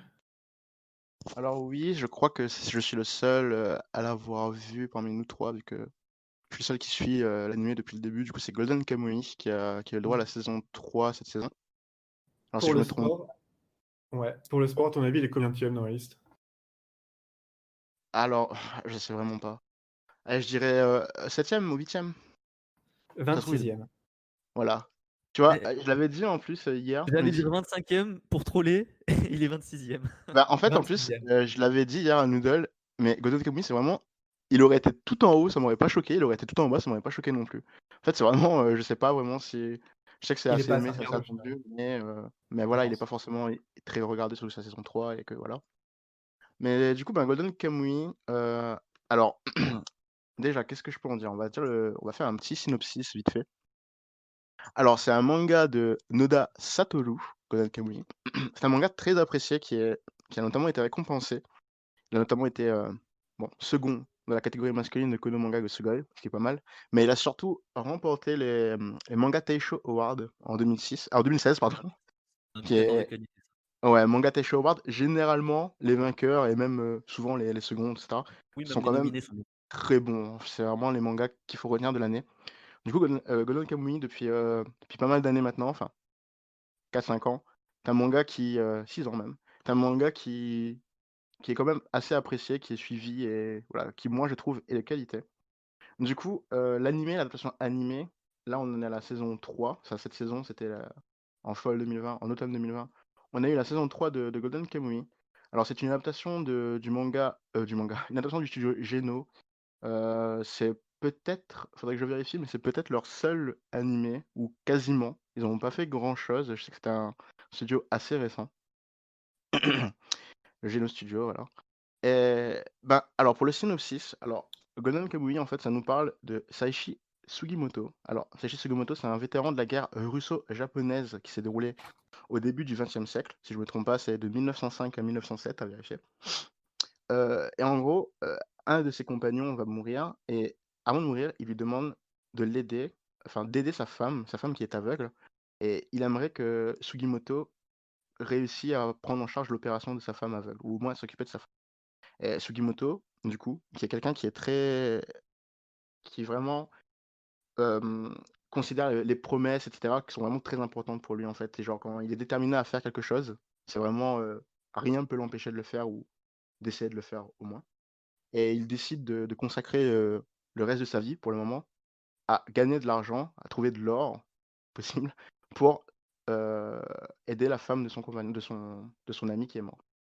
Et en fait, au cours de son périple, de son voyage, il va rencontrer un homme qui va lui raconter une histoire en fait, qui lui parle de l'or caché des Aïnous. Un or qui a été volé en fait par un des Aïnous et qu'il aurait caché. Et en fait, cette personne qui était en prison, qui a été ensuite enfermée en prison, a fait tatouer une carte qui permettrait de retrouver cet or sur tous les prisonniers, enfin tous les prisonniers, sur une bonne partie des prisonniers d'une prison qui est très très connue, qui est très célèbre pour avoir les pires criminels, on va dire. Et du coup, en fait, dans Golden Kamuy, on va suivre Sugimoto ainsi que Ashiapa, qui est une jeune Ainu qui va faire connaissance à l'épisode 2 ou 3, l'épisode 2 je crois, à la fin de juin même. On va suivre leur aventure pour trouver cet or, et du coup ils vont rencontrer multitude de criminels avec qui auront des tatouages sur leur corps qui représenteront cette carte justement, et ils vont essayer de les tuer pour récupérer leurs tatouages, enfin les dépeceler carrément pour récupérer leurs tatouages, ou bien après d'autres choses, mais voilà, le but de l'histoire de base, c'était vraiment de trouver cet or en fait. Et du coup, Mais ben, quel Golden enfer! Kamuy, Faire c'est synopsis de qui? c'était compliqué, mais j'ai réussi. Et du coup, Golden Kamuy, c'est un animé qui est... Enfin, la saison 3 est dans le sillage des 2 premières saisons pour moi. C'est-à-dire que même si la réal s'est un peu améliorée, enfin, elle n'a jamais été mauvaise non plus. Enfin, dès la saison 1, c'était pas non plus une mauvaise réal, c'était pas non plus un mauvais animé. En Mais dehors de l'ours. en dehors de l'ours. En fait, l'histoire de l'ours, c'est qu'à l'épisode 1, on a un ours en CGI qui a beaucoup fait parler de lui, qui a fait limite polémique, parce que les gens ont trouvé ça vraiment dégueulasse et ont bâché l'animé pour ça. Maintenant, c'est plus comme ça, il y a beaucoup moins de CGI, et les animaux ne sont plus en CGI d'ailleurs, si je me trompe pas. Mais voilà, la réal n'a jamais été désastreuse non plus. Elle s'est un peu améliorée dans la saison 2, notamment au niveau des backgrounds. Les backgrounds sont vraiment très beaux, et quelquefois il y a une espèce de style un peu aquarelle, un peu peinture, et je trouve ça vraiment beau. Et même, il y a pas mal de gros plans, etc., ou de mise en scène quelquefois, quand on nous montre les villages, les lieux, qui sont intéressantes. Mais à part ça, niveau animation, tout ça, pour moi, c'est dans la moyenne. C'est pas incroyable, c'est pas mauvais non plus, mais voilà, c'est suffisant pour l'œuvre. Après, je pense quand même que l'animé, avec un meilleur staff, avec un meilleur travail sur la réal, serait quand même bien mieux. Ça reste animé sympa. Et en fait, le chara design de l'animé, je l'aime bien, mais il colle bien au manga, c'est fidèle au manga.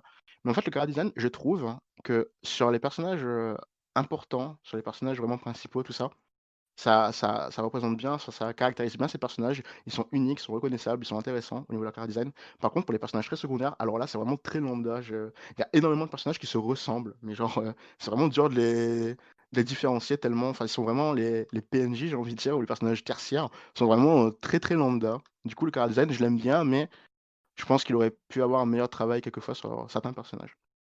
Et en fait, cet animé, c'est marrant parce que c'est souvent le contraire, enfin, je tombe souvent sur le contraire. J'en avais parlé tout à l'heure avec Jujutsu Kaisen. Mais là, du coup, c'est un animé que je trouve sympa, voire bien. Par contre, je trouve que c'est une mauvaise adaptation du manga. Je dirais même que c'est une piètre adaptation du manga. Je vais m'expliquer pourquoi. En fait, l'animé skip énormément des chapitres du manga, ou bien déplace des événements du manga, mais de manière assez grossière. Ils essaient de se corriger avec des OAV qui sortent toujours d'ailleurs, il y en a 3 ou 4 qui sont sortis, il y en a encore des prévus, qui essaient de rattraper ces chapitres, on va dire. Mais en fait, il y a des arcs qui sont soit rush, et des arcs importants et des chapitres très importants qui sont soit rush, soit on modifie les événements pour coller à l'animé, au format de l'animé, parce que c'est tout le temps des animés de 12 épisodes, enfin c'est du one court. Et bah, il y a des éléments qui sont complètement skip, complètement rush, ce qui est vraiment en fait, si on aime le manga Golden Kamuy et qu'on regarde l'animé, il y a moyen qu'on soit déçu. Et je pense que ça n'a pas beaucoup d'intérêt de regarder l'animé quand on est à jour sur le manga, qu'on aime le manga, tout ça. Pour ça que Quand j'avais on skip. quand on regarde l'animé quand on regarde l'animé, si on aime l'animé, je conseille vraiment à tout le monde de lire le manga. Même si vous aimez l'animé, vraiment la plus-value de l'animé, pour moi, c'est les openings qui sont très bons, les 3 sont très bons.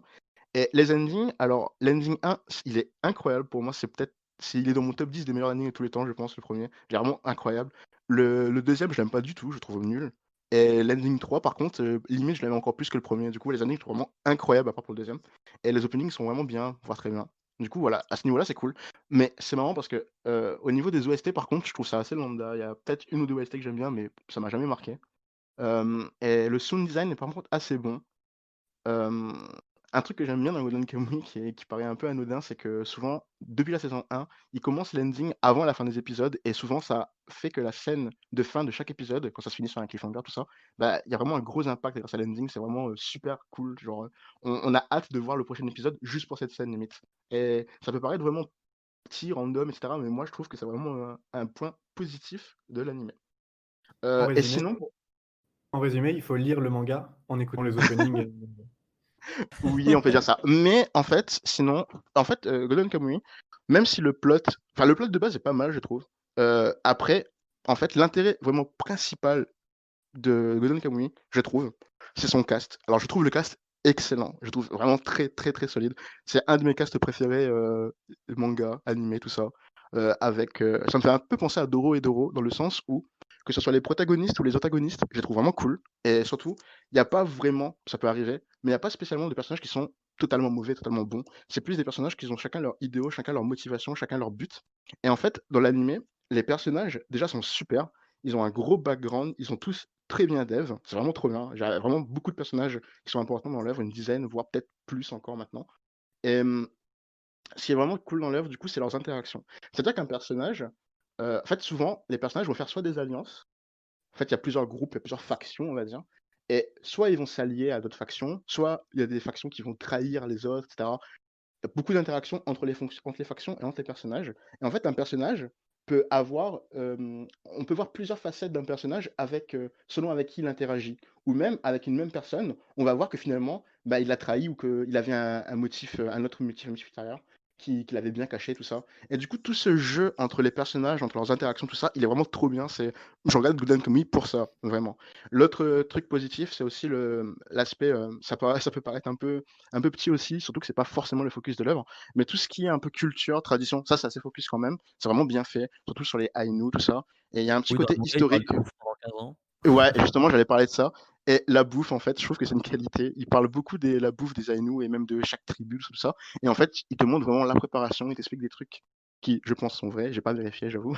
Mais c'est assez bien détaillé, la préparation, pour qu'est-ce que c'est, à quoi ça sert, tout ça. Genre vraiment, il y a un petit côté un peu culturel qui est vraiment cool. Et sinon, voilà, maintenant, pour finir sur Golden Kamuy, du coup, j'aime bien la saison 3, c'est peut-être ma saison préférée, surtout pour certains épisodes qui sont vraiment très bons, même si le reste m'a un peu. Je m'attendais à mieux pour d'autres épisodes, mais il y en a deux ou trois qui sont vraiment très très bons, peut-être les meilleurs de tout Golden Kamuy. En fait, Golden Kamuy, contrairement, bah, encore une fois, par exemple, Kimetsu no Yaiba ou Jujutsu Kaisen, je trouve que on a un cadre, même si le cadre paraît sérieux, tout ça, généralement c'est très léger, c'est très comédie, en fait, Golden Kamuy. C'est vraiment très. Tout le monde fait des blagues, tout le monde, il y a des grimaces et tout, il y a des blagues tout le temps. Après, c'est beaucoup de blagues pipi caca ou sexuelles, un peu tout ça, mais pas non plus dans l'abus ou pas non plus très japonais, en fait. C'est vraiment de Tout ce qui fait l'humour. rire.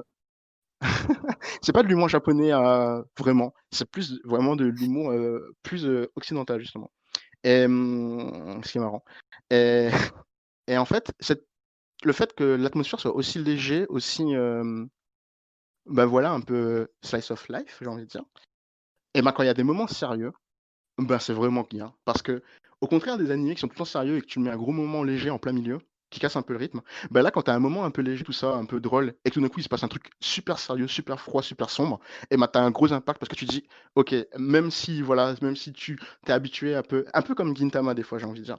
Quand t'es habitué un peu à des personnages, à leurs comiques, etc., que c'est des comic relief, à leurs gags et tout d'un coup tu vois que il leur arrive un truc très grave, quand ils sont tués ou je sais pas quoi, ben, il y a un impact quand même parce que c'est pas voilà, ça te touche plus que si c'était tout le temps sombre, je trouve.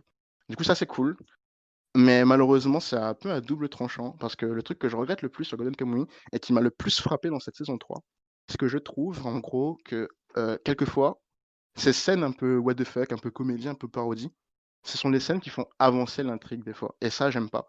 Parce qu'en gros, des fois, il y a vraiment des trucs totalement what the fuck, totalement over the top. Tu te dis, mais c'est vraiment n'importe quoi, mais c'est pour te faire rire, du coup, ok. Mais ce truc-là va vraiment régler une situation grave ou va vraiment faire avancer et amener le scénario vers quelque chose de plus important. Et ça, c'est vraiment dommage. Moi, ça me dérange un peu. Ok, donc merci Kiss pour cet avis sur Golden Kamuy saison 3. Bah, Du du coup, coup, on va parler d'un épisode que surtout moi qui ai vu, après ce magnifique avis sur Golden Kamuy saison 3. C'est Asoli Bouquet. Donc, d'après vous, dans la liste, à quel endroit est-ce qu'il serait classé environ, Asoli? 18e. il y a Toi, combien Chris? d'animés? Il y en a une trentaine, si j'ai pas de bêtises. Il y en a Bah, 40 45. alors. Il y en a 40, 45. 46. 46? Non, allez, 40 ou 30. Peut-être pas quand même. Il était 19e. Ah, il était très proche. C'était pas loin. Ouais. Donc, Asoli Bouquet, qui est donc un animé de Shaft. Shaft, qui est quand même un studio bien connu. Studio qui, par le passé, a fait énormément d'excellents animés. Mais vu que tout le monde s'est barré de Shaft il y a quelques années, depuis, ils font pas grand-chose. Donc en excellent animé de Shaft, les plus connus par exemple, il y a donc toute la série des Monogatari, adaptation de Sangatsu, les Mahou Shoujo Madoka Magica, Zetsubo Sensei, par exemple. Et donc Shaft, mais du coup plus personne, je me répète, c'est terrible. Et donc est-ce que Aso Lilibuke est-il le retour de Shaft au sommet après leur très moyen spin-off sur Madoka Magica? Eh bien la réponse est non. Aso Lilibuke c'est assez moyen, même très moyen.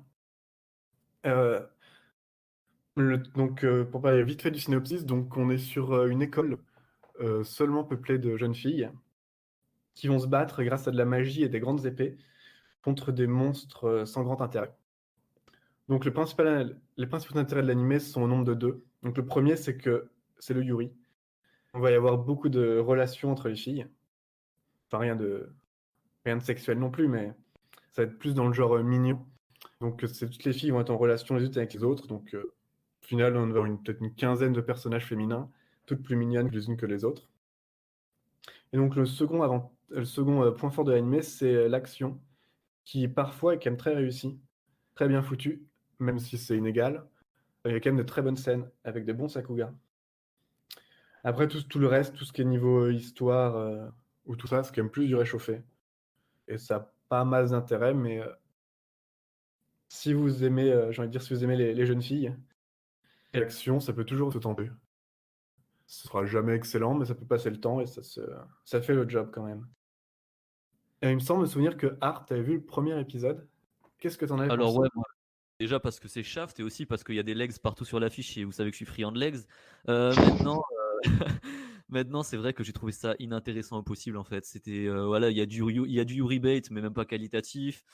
L'histoire, le scénario, enfin ça pue l'affrontement de monstres de base, tu vois, genre il y a trop d'animes comme ça et ils sont rarement bons. Alors avoir un ersatz en plus, franchement, c'était vraiment pas motivant. Surtout que moi, je regarde un peu moins d'animés qu'auparavant, donc je me suis dit l'épisode 1 c'est bon, je vais pas continuer. Après, il y avait des chara design Mimi et tout ça, genre franchement, mais c'était pour me taper un Sakuga de temps en temps. Je préfère passer mon temps à faire autre chose.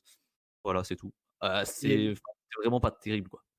il y a des meufs mignonnes et des Sakuga, mais il n'y a pas grand-chose d'autre. Et du coup, Enfin, si tu Kiss, veux, ça sentait vraiment le truc qui ne pouvait pas s'améliorer, donc c'est pour ça que j'ai pas continué en un épisode. Normalement, je suis pas aussi catégorique, mais là, quand même, voilà. en vrai, ça tente un peu d'être niveau scénario, en mode complot et tout, mais ça aurait peut-être pu s'en passer. Mais du coup, Kiss, toi qui es fan de Shaft, tu n'as pas tenté cet animé. Non, ouais. Le truc, c'est que le spin-off de Madoka, du coup Maya Record, je l'ai pas trouvé mauvais personnellement. Je trouve plutôt que c'est parce que le support était compliqué à adapter. Enfin, déjà, le support est beaucoup moins intéressant. Enfin, Madoka, après, c'était un original, mais le jeu, le gacha Maya Record, c'était très compliqué d'en faire la lumière vu le nombre de personnages et tout qu'il y a. Et je trouve pas que la réal était vraiment désastreuse. Au contraire, je la trouvais plutôt intéressante, la réal. Même si c'était en dessous de Shaft d'avant. C'était loin d'être lambda. Mais là, pour Assaut Lily Bouquet, de ce que j'avais vu vite fait les teasers et de une ou deux scènes sur l'incroyable Sakuga Boru, ça m'intéressait pas tant que ça. Et je sais pas, vu que la source a pas l'air non plus incroyable, je me suis dit que j'attendrais les retours finaux, même si je m'attendais à ce que ce soit pas très positif. Alors, ça fait plusieurs fois qu'on en parle, mais quelqu'un peut expliquer ce que c'est un Sakuga pour les plus néophytes qui regarderaient cette vidéo, on sait jamais. Vas-y, Kiss.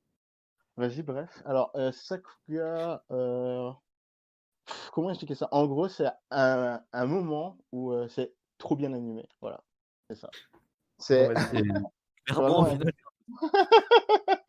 En gros, un Sakuga, c'est vraiment c'est un mot qui est utilisé pour décrire vraiment une certaine scène, un certain cut, où l'animation est vraiment beaucoup plus impressionnante que ce qu'on a généralement dans l'épisode même, par exemple, ou typiquement. C'est voilà, vraiment là pour une action dynamique, rapide, ou qui a un style un peu différent, et ça se souvent reconnaît assez bien. jouissif en fait à regarder, quoi. Par exemple, Ouais. dans Eva Chat, on a plein, genre, des coups contre Dorothy, trucs comme ça. La scène un peu connue où ça explose un peu partout. C'est super Oui, bien. Trigger et Gainax aussi sont connus pour ça, par exemple. Ouais, voilà. Les triggers, les gainax, tout ça. Les moments vraiment où ça pète un peu de partout, que c'est super fluide, super dynamique, et ben, c'est des sacs. Merci. Ok. Donc maintenant, pour passer donc, à un autre Yuri, que je pense être le seul à avoir vu. Donc Adachi et Shimamura, Adachi Toshimamura en japonais. Donc Tezuka Productions, adapté d'un LN. Donc vous l'avez pas vu, si j'ai pas de bêtises.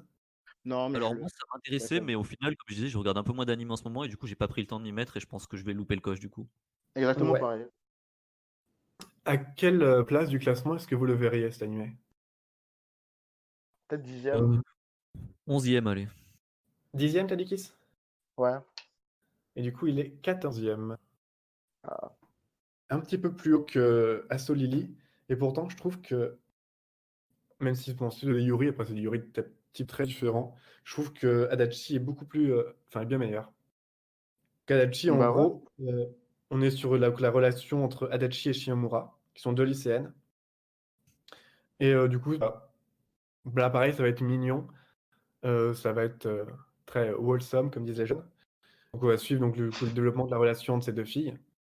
Et la différence, euh, enfin, le gros point fort de l'anime, je trouvais, c'est surtout que le côté non cliché des personnages. Parce que souvent dans les animés, c'est quand même quelque chose qui est très, qui dépend beaucoup des tropes. Enfin, t'as les tsundere, les kudere, etc., etc. Donc les personnages ont souvent, correspondent souvent à des archétypes. Et j'ai trouvé que dans Adachi Yoshimamura évite vraiment cet écueil. On a vraiment des personnages très intéressants avec un vrai development, un vrai développement des personnages et de leurs relations et des personnages très peu archétypaux. Et je trouve que c'est vraiment le point fort de l'anime. Et c'est pour ça que je le recommanderais. Donc vraiment très sympa de Adachi Yoshimamura. Donc Ouais, voilà.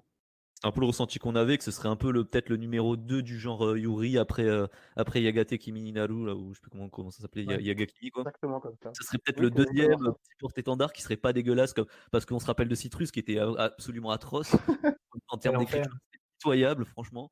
Et on avait vu Yagakimi du coup qui avait un peu remonté le niveau et en voyant les affiches, voilà, ça avait l'air bien réalisé donc je me disais que ce serait peut-être le numéro 2 à se mettre sous la dent pour ceux qui aiment ce genre de choses. Moi je suis pas spécialement fan de Yuri après mais voilà, si j'avais eu le temps, je l'aurais regardé en tout cas.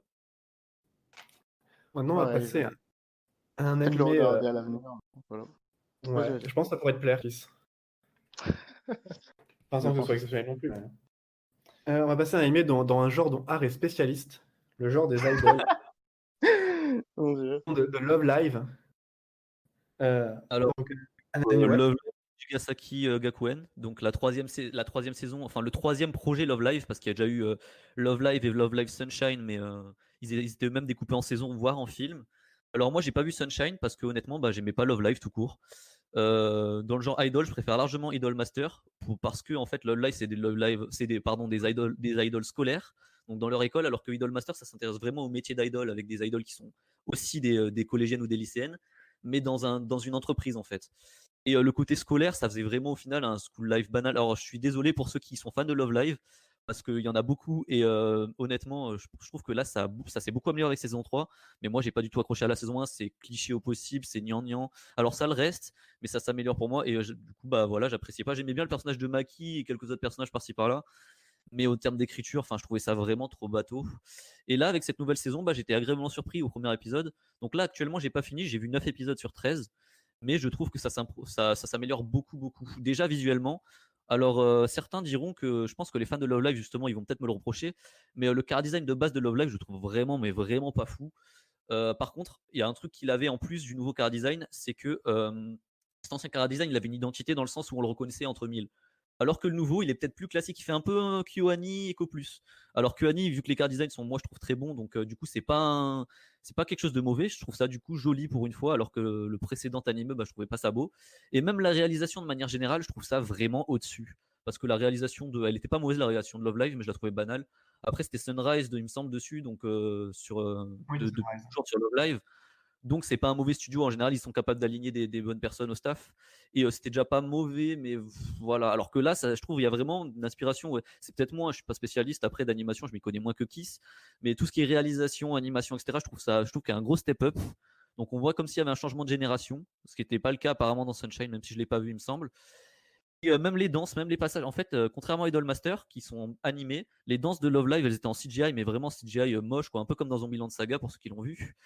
Et là, ça reste en CGI, c'est toujours pas beau, mais c'est quand même beaucoup plus beau qu'avant. C'est beaucoup plus agréable à regarder, on va dire. Ça fait moins informatique, enfin ça l'est toujours, mais c'est vraiment mieux. Et pour les personnages, alors faut savoir que dans Love Live, vu qu'il y a plein d'idoles et que c'est dur de les faire tenir en 12 épisodes, les personnages sont assez caricaturaux, chacun a son petit archétype. Mais alors c'est peut-être encore une fois moi personnellement, je sais pas si ça a changé. Moins, enfin, il y a toujours les archétypes, il y a toujours il y a une blonde dynamique, une rousse réservée, la héroïne elle est un peu, elle les emmène en avant un peu, etc. Mais je sais pas, je trouve en fait les épisodes permettent de mieux développer ces personnages. Je pense notamment à un personnage qui s'appelle Rina Tenoji, avec en fait qui est très timide et qui veut pas montrer son visage, donc on la voit souvent si vous avez vu les trailers ou je sais pas, avec une affiche devant elle qui dessine un visage pour pas qu'elle se montre. Et Ah alors ouais. ce personnage, personnellement, j'ai eu très très peur parce que déjà j'aimais pas trop son chara design et c'est typiquement le genre de cliché que j'ai un peu du mal. Et en fait, l'épisode sur elle est bon. Ils arrivent en fait dans le drama, c'est du drama léger, hein, c'est pas du gros drama, sa mère. Mais dans ces légers dramas, je trouve qu'ils ont réussi à tirer en fait le meilleur des personnages pour qu'ils soient intéressants. Même ceux qui n'ont pas trop de personnalité ou quoi, leur drama personnel est plutôt cool. Et ça, je trouvais pas que c'était le cas avant. Alors peut-être que je me rappelle plus bien ou quoi. Mais moi, j'avais pas des très bons souvenirs du premier Love Live. Donc après, faut pas me prendre au pied de la lettre. Vous pouvez potentiellement préférer le premier, je sais pas, mais en tout cas pour moi, il y a vraiment une amélioration, que ce soit scénaristique en termes de narration et surtout de visuel, les chara design comme je disais un peu Kyoani, un peu sous Kyoani, ce qui est déjà pas mal, et de la réalisation. Voilà. Donc pour moi, c'est un peu tout. C'est plaisant à suivre. En fait, je dirais même qu'il n'y a pas besoin d'être fan d'idol pour aimer ce Love Live Nijisagasaki Gakuen. Je pense qu'on peut juste aimer les slice of life avec des filles mignonnes et que ça suffit pour apprécier. Moi, personnellement, c'est mon cas. Je suis pas du tout fan d'idol. Je les ai vus un peu en mode, enfin, Love Live et Idol Master, je les avais lancés vraiment un peu pour la culture entre guillemets, parce que c'était les deux plus célèbres et que j'avais la flemme de faire les autres. Et au final, c'est une bonne surprise. C'est pas un anime incroyable, attention, mais c'est plaisant à suivre. D'accord. Ok. Et Moi, je donc, ferais pour peut-être le challenge, jour. dans la liste, vous pensez qu'il est combien? Love Live Nijigasaki Gakuen School Idol Dokokai. Ça aurait été au Japon, j'aurais dit très haut. Autant là, je sais pas du tout. Ah oui, c'est vrai. Ouais, je sais pas. Peut-être. Bah après, je sais plus ce qu'on a déjà eu ou pas, mais peut-être entre 10 et 15. Ou entre 9 et 15. 17, allez, va pour 17. 21. Ah, après Asoli, du coup, non? Non, il était Après, 24, Asoli. Après Asotili, ouais. 19 Asoli, ouais. Ok, d'accord, je pensais pas. Et donc, pour la suite, on va parler de la saison 3 d'un anime bien connu, Danmachi. Is it wrong to pick up girl in dungeon, saison 3? Donc, déjà, pour commencer, vous pensez qu'il y a combien de dans la liste, Danmachi? On est quand même sur un anime assez populaire. On a eu quoi? On a eu les 6 premiers, je crois qu'on a Et le top eu 6, ouais, donc je dirais aller 8ème. Je sais pas pourquoi, normalement plutôt entre, 7ème. entre 6 et 10 ou entre 6 et 12, parce que je sais plus ce qu'on en a eu déjà. Il est 11e. Ouais, D'accord, ok. Un peu plus bas que prévu pour moi, mais. ouais, Ouais. pareil. Donc, il n'y a que moi qui ai vu la saison 3, mais vous avez. Enfin, tout le monde a vu la saison 1. Oui. Donc, on va quand même pouvoir en discuter. Donc, je vais faire un petit synopsis en général. Donc, Danmachi, c'est un anime de fantasy, mais qui a plus ou moins toutes les tropes d'un isekai, à part le fait d'être un isekai lui-même. Donc, en gros, donc on a un héros, Belcranel, qui est en gros dans une guilde avec une déesse, car dans ce monde, les dieux sont sur Terre. Et donc, c'est l'aventure donc, de Belcranel, qui va donc partir de tout en bas de l'échelle des aventuriers pour finir tout en haut. Et donc, donc, ça raconte bien son aventure. Comment il se fait des amis, comment il drague toutes les meufs, et comment il défonce tous les ennemis au fil du temps. Donc déjà, Danmachi en général, est-ce que vous aimez?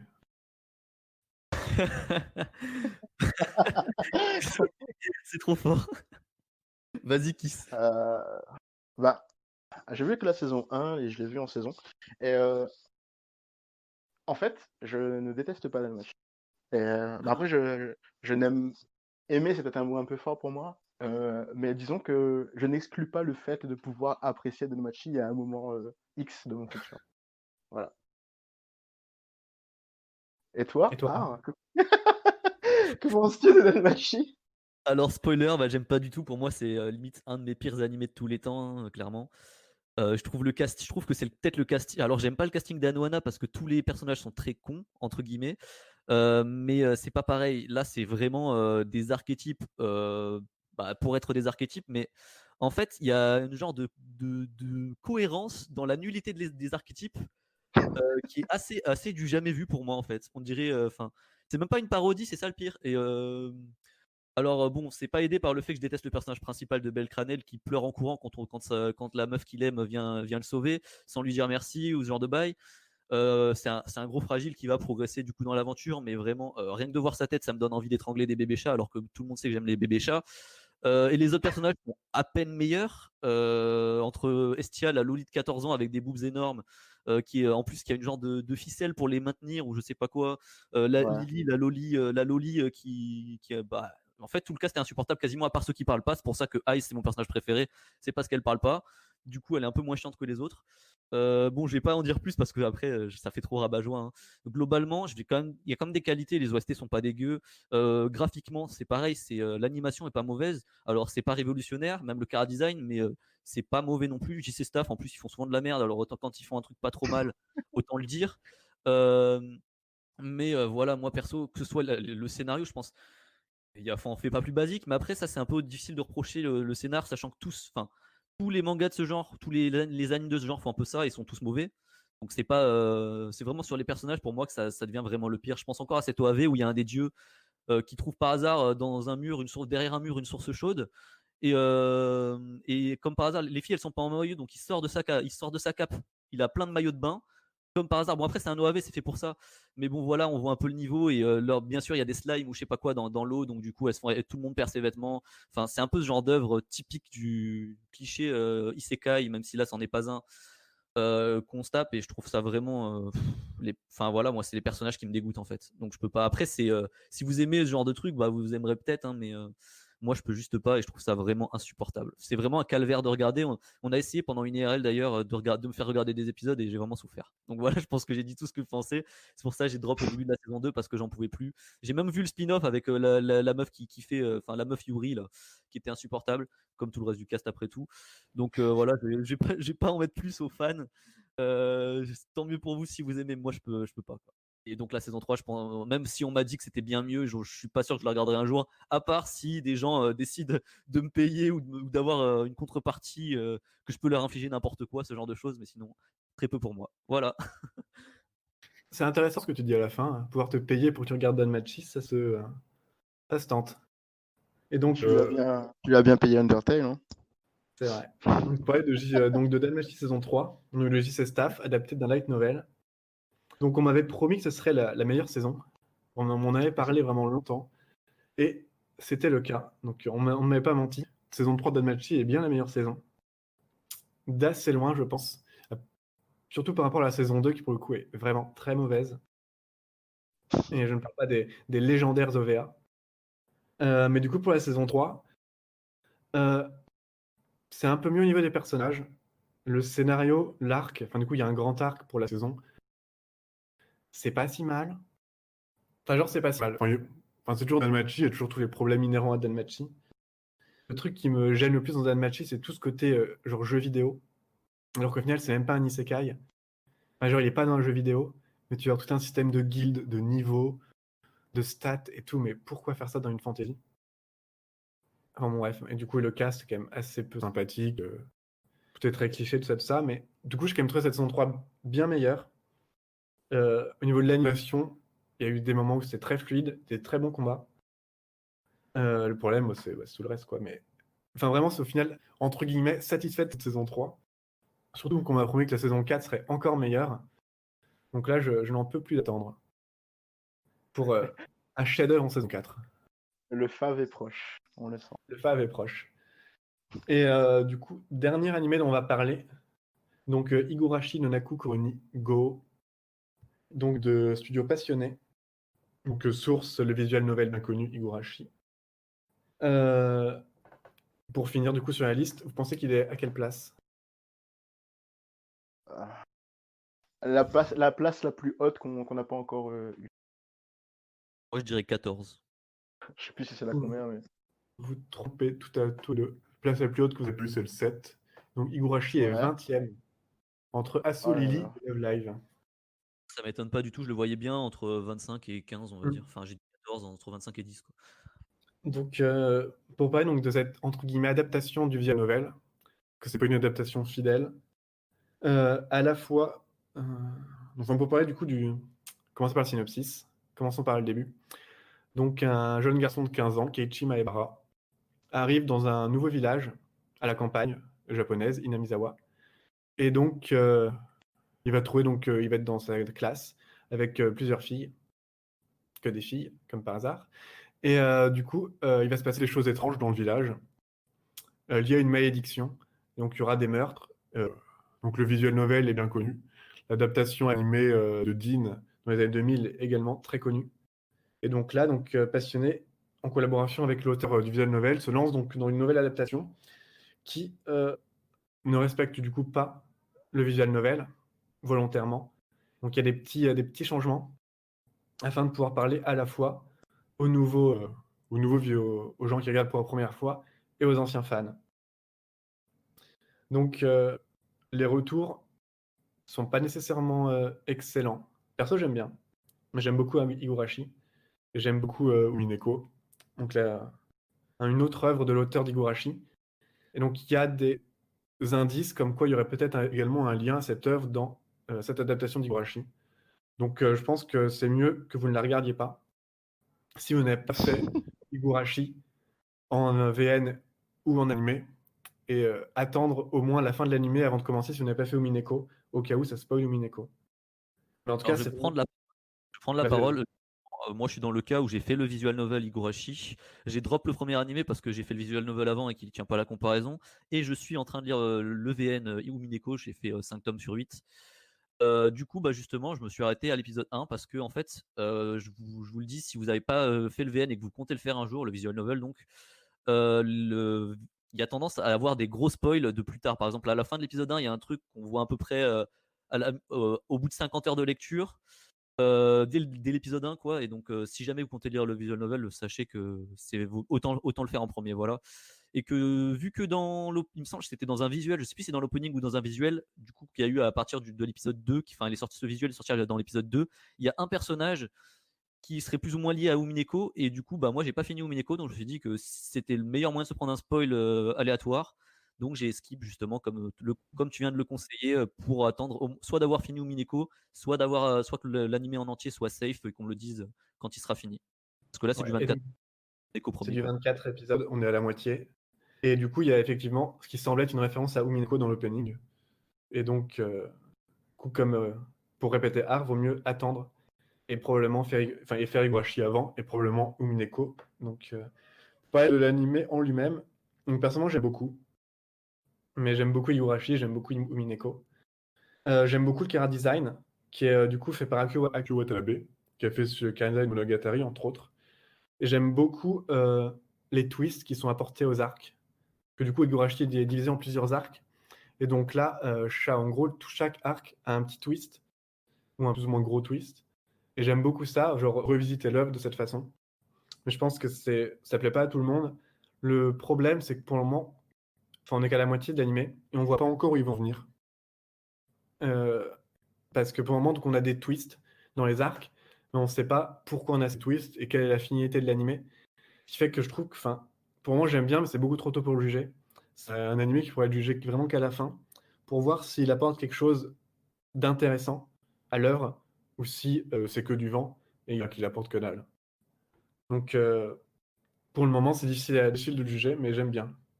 Mais dans tous les cas, ne le D'accord. faites pas si vous n'avez pas fait Iwashi. Ok. Et ouais, voilà, donc on a fini tout ce qu'on veut dire sur les animés de la Euh, je automne prends et juste juin. Juste un truc, Vas-y, on a, vas-y. alors je vais vous le dire, on n'a pas parlé de Dragon Quest, donc Fly, parce que même si c'est un manga culte, en fait, moi j'ai vu que le premier épisode et il me semble que je suis pas le Ouais, seul à avoir vu qu'un épisode. Et c'est pas ouais, que mon j'ai père. pas aimé, c'est juste que c'est trop enfantin pour moi. Il y a le coup du héros très classique de Shonen qui veut battre le mal, machin et tout. Et moi, c'est le genre de choses. En fait, si c'était sur un 25 épisodes, j'aurais peut-être continué parce que c'est culte. Mais apparemment, ça va être au minimum un 4 court si c'est pas plus. Donc ça veut dire que ça va tenir entre 50 et 100 épisodes. Et pour moi, c'est trop pour quelque chose comme ça.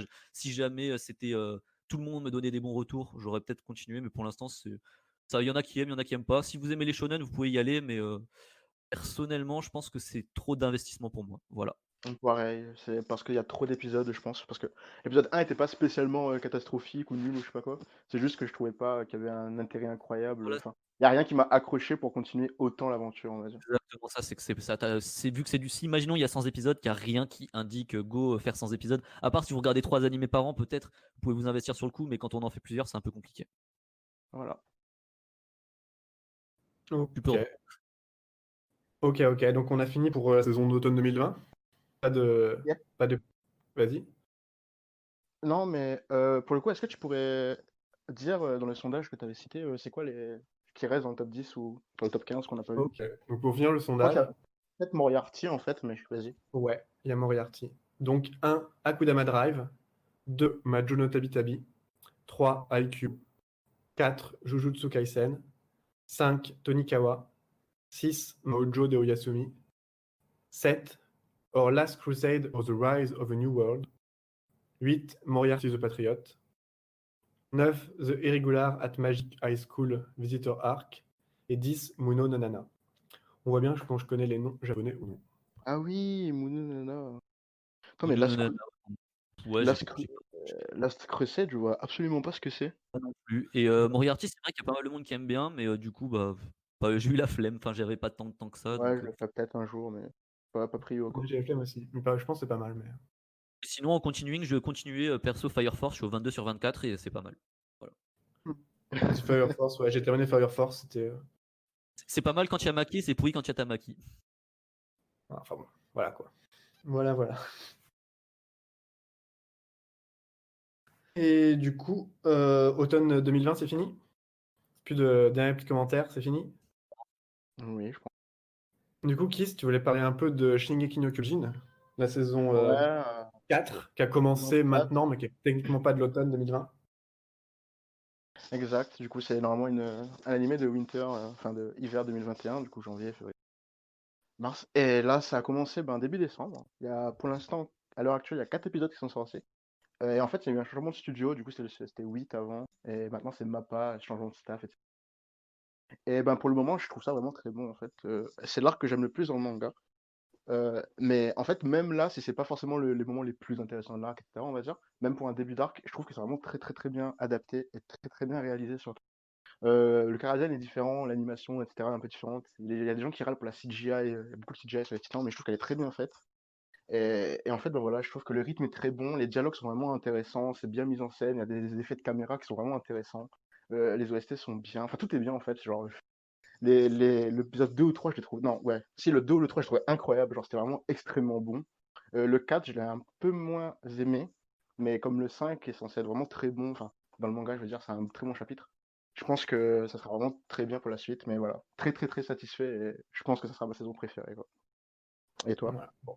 Je suis tout à fait d'accord avec toi. C'est mon personnage préféré dans le manga. Je pense que ce sera ma saison préférée. M'a pas fait du bon travail. Très bon travail même. Et en ce moment, Faudra c'est juste, faudra juste dire que il y a eu des rumeurs, enfin sur Twitter notamment, de gens qui sont généralement assez bien informés, comme quoi bon le planning était assez compliqué et que c'est possible que la qualité de l'animé soit moindre dans quelques épisodes. Du 4 coup, on peut décembre. avoir un petit coup de mou vers la moitié, mais si ça reste de cette qualité-là ou si ça descend très peu, c'est vraiment une bonne saison et content qu'on ait ça, quoi. Ouais, tout à fait d'accord avec toi. Ouais, du coup, moi j'attends que l'animé soit fini, je pense. Enfin, que les 12 épisodes, il me semble que c'est combien, une dizaine 16, d'épisodes? 16, ouais. Ouais, je vais peut-être attendre que les 16 épisodes soient finis pour me faire tout d'un coup, quoi. Voilà. Voili voilou. Voilou.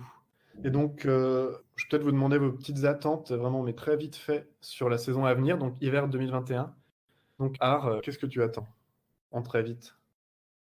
Alors, il y a un truc que j'attends, mais je vais laisser qui s'en parler parce qu'il me semble qu'il attend beaucoup. Ouais. Pour reprendre du coup ma top attente, en dehors de celui-là, ce serait Wonder Egg Priority. Je ne sais rien du tout de cet animé, c'est du Cloverworks. Mais en fait, je trouve le premier trailer et les visuels globalement très quali d'un point de vue visuel. Donc, vu que je sais pas du tout d'où ça sort, ça m'intrigue pas mal. Et pour une fois, pourquoi pas citer ça, surtout qu'il y a beaucoup de suites cette saison. Donc, pour prendre une nouveauté, je dirais ça. Et avec une petite mention en troisième, parce que comme je disais, le premier, c'est Kiss, je le laisse pour Kiss. Mushoku Tensei, qui est un isekai qui est pas trop, enfin qui s'en sort pas trop mal, on va dire, dans la moyenne en tout cas, du genre isekai. car l'animation va être très bonne, je pense. En tout cas, les trailers le laissent penser. Ouais. Et voilà. Et pour ce qui est, parce qu'on avait dit, on considérait aussi une suite, une nouveauté, une suite. Bah, pour moi, ce serait plutôt Eurocamp, parce que j'avais bien aimé la saison 1, c'était très chill. C'était le but de l'anime, donc des filles qui font du camping, tout simplement. Et c'était bien réalisé. Donc voilà, je l'attends beaucoup. Toi, Ok. Kiss? Et du coup, moi, mon attente numéro 1, qui est aussi celle de Hard, du coup, alors c'est Horimiya. Horimiya, c'est une adaptation d'un manga de 2011 de Daisuke Agiwara et Hiro. C'est un shonen, mais c'est très focus romance, comédie, school life. Et bah, je trouve que c'est une des meilleures romances qu'on a en manga. Et je trouve que les deux personnages principaux sont excellents. Et en fait, c'est vraiment c'est ma romance favorite, je pense, en manga. Et là, c'est le studio. C'est Cloverworks qui s'en occupe.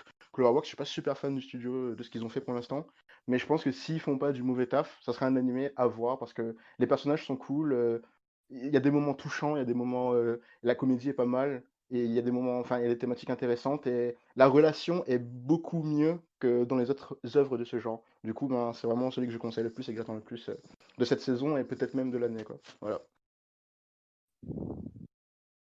Ok. Et du coup, ensuite, il y a une suite que t'attends? Alors les suites, alors il y en a beaucoup que je compte regarder, mais il y en a aucune qui me hype spécialement, je crois. Attends, je regarde vite fait, il y a quoi? Ah, Re:Zero, j'ai Beastars, pas ça va, vu. t'aimais bien. Moi, je fais Ah le oui, manga, donc. voilà, c'est ça, c'est ça, c'est ça. Je savais qu'il y en avait un, mais je sais plus c'était quoi. Du coup, ouais, c'est Beastars, j'ai beaucoup aimé la saison 1. Je trouve que Orange, Walenji, a fait un bon travail dessus, comme avec Useki no Kuni d'ailleurs. Mais même si c'est full CGI, ou quasiment. Je trouve que c'est de la bonne CGI. Et surtout, ben, au niveau mise en scène, OST, tout ça, c'est vraiment du très bon taf et une bonne adaptation. Il rajoute des trucs par rapport au manga. Des fois, il modifie des scènes, ça peut être moins bien ou mieux. Voilà, peu importe, mais c'est un animé en tout cas qui est vraiment bon. Adaptation, je sais pas, peut-être que le manga est beaucoup mieux. Mais l'animé, je le trouve vraiment bon, voire très bon. Et du coup, j'attends la saison. Du Ok. coup, toi, nous. Et donc Pardon. moi, donc en non-suite, en nouvel animé, ce que j'attends le plus, c'est Vlad Love. Donc Vlad Love, donc le nouveau projet d'un de mes réalisateurs préférés, Mamoru Oshii, qui a fait notamment Ghost in the Shell ou Tenchi no Tamago, l'œuf de l'ange. Un de mes réalisateurs préférés qui est de retour sur les animés après une longue absence. Et le premier épisode est déjà sorti. Donc cependant, c'est une comédie, ce qui est un peu différent de ce qu'il fait d'habitude, mais pas forcément non plus. Et donc j'attends ça vraiment avec une grande impatience. Donc ça parlerait de vampires et d'amour entre filles. Je remarque que personne n'a parlé d'Urasekai Picnic, que perso j'attends un petit peu, mais bon, c'est juste pour le mentionner, voilà. Mais je l'attends, mais pour l'affiche en fait, du coup, c'est pas très pertinent. Enfin, j'aime bien l'affiche et la tête du truc vite fait. Et ensuite, ce que j'attends le plus, c'est la saison 3 de Nonon Biori. Donc c'est donc un slice of life sur la vie d'enfants à la campagne japonaise. Et c'est très chill, très bien. J'avais énormément aimé les 2 premières saisons, mais ça remonte à pas mal d'années. Et donc j'ai hâte de voir si c'est toujours aussi bien ou si j'ai changé. Donc voilà. Voilà, voilà. Donc je pense qu'on va se finir sur ces paroles. Donc merci à vous de nous avoir écoutés jusqu'au bout. Merci à Et vous. à plus pour notre prochain épisode qui sera sur le meilleur animé de tous les temps, Gundam. Ah Ah bon? bon? Pas sur Yuasa plutôt? Si c'est sur Yuasa en vrai. Donc sur Yuasa, sur la déchéance de Yuasa, ça, point d'interrogation. Yuasa Ouais. est-il en déchéance? Nous le verrons bien. Il vous Salut à fait tous. des petites Ouais, partir. bonne soirée, à la prochaine. Ouais. Salut à tous. Salut à tous les fans d'animé. Pourquoi le ton méprisant? Parce qu'on n'aime pas les animés. Ah oui. Judgment lights up.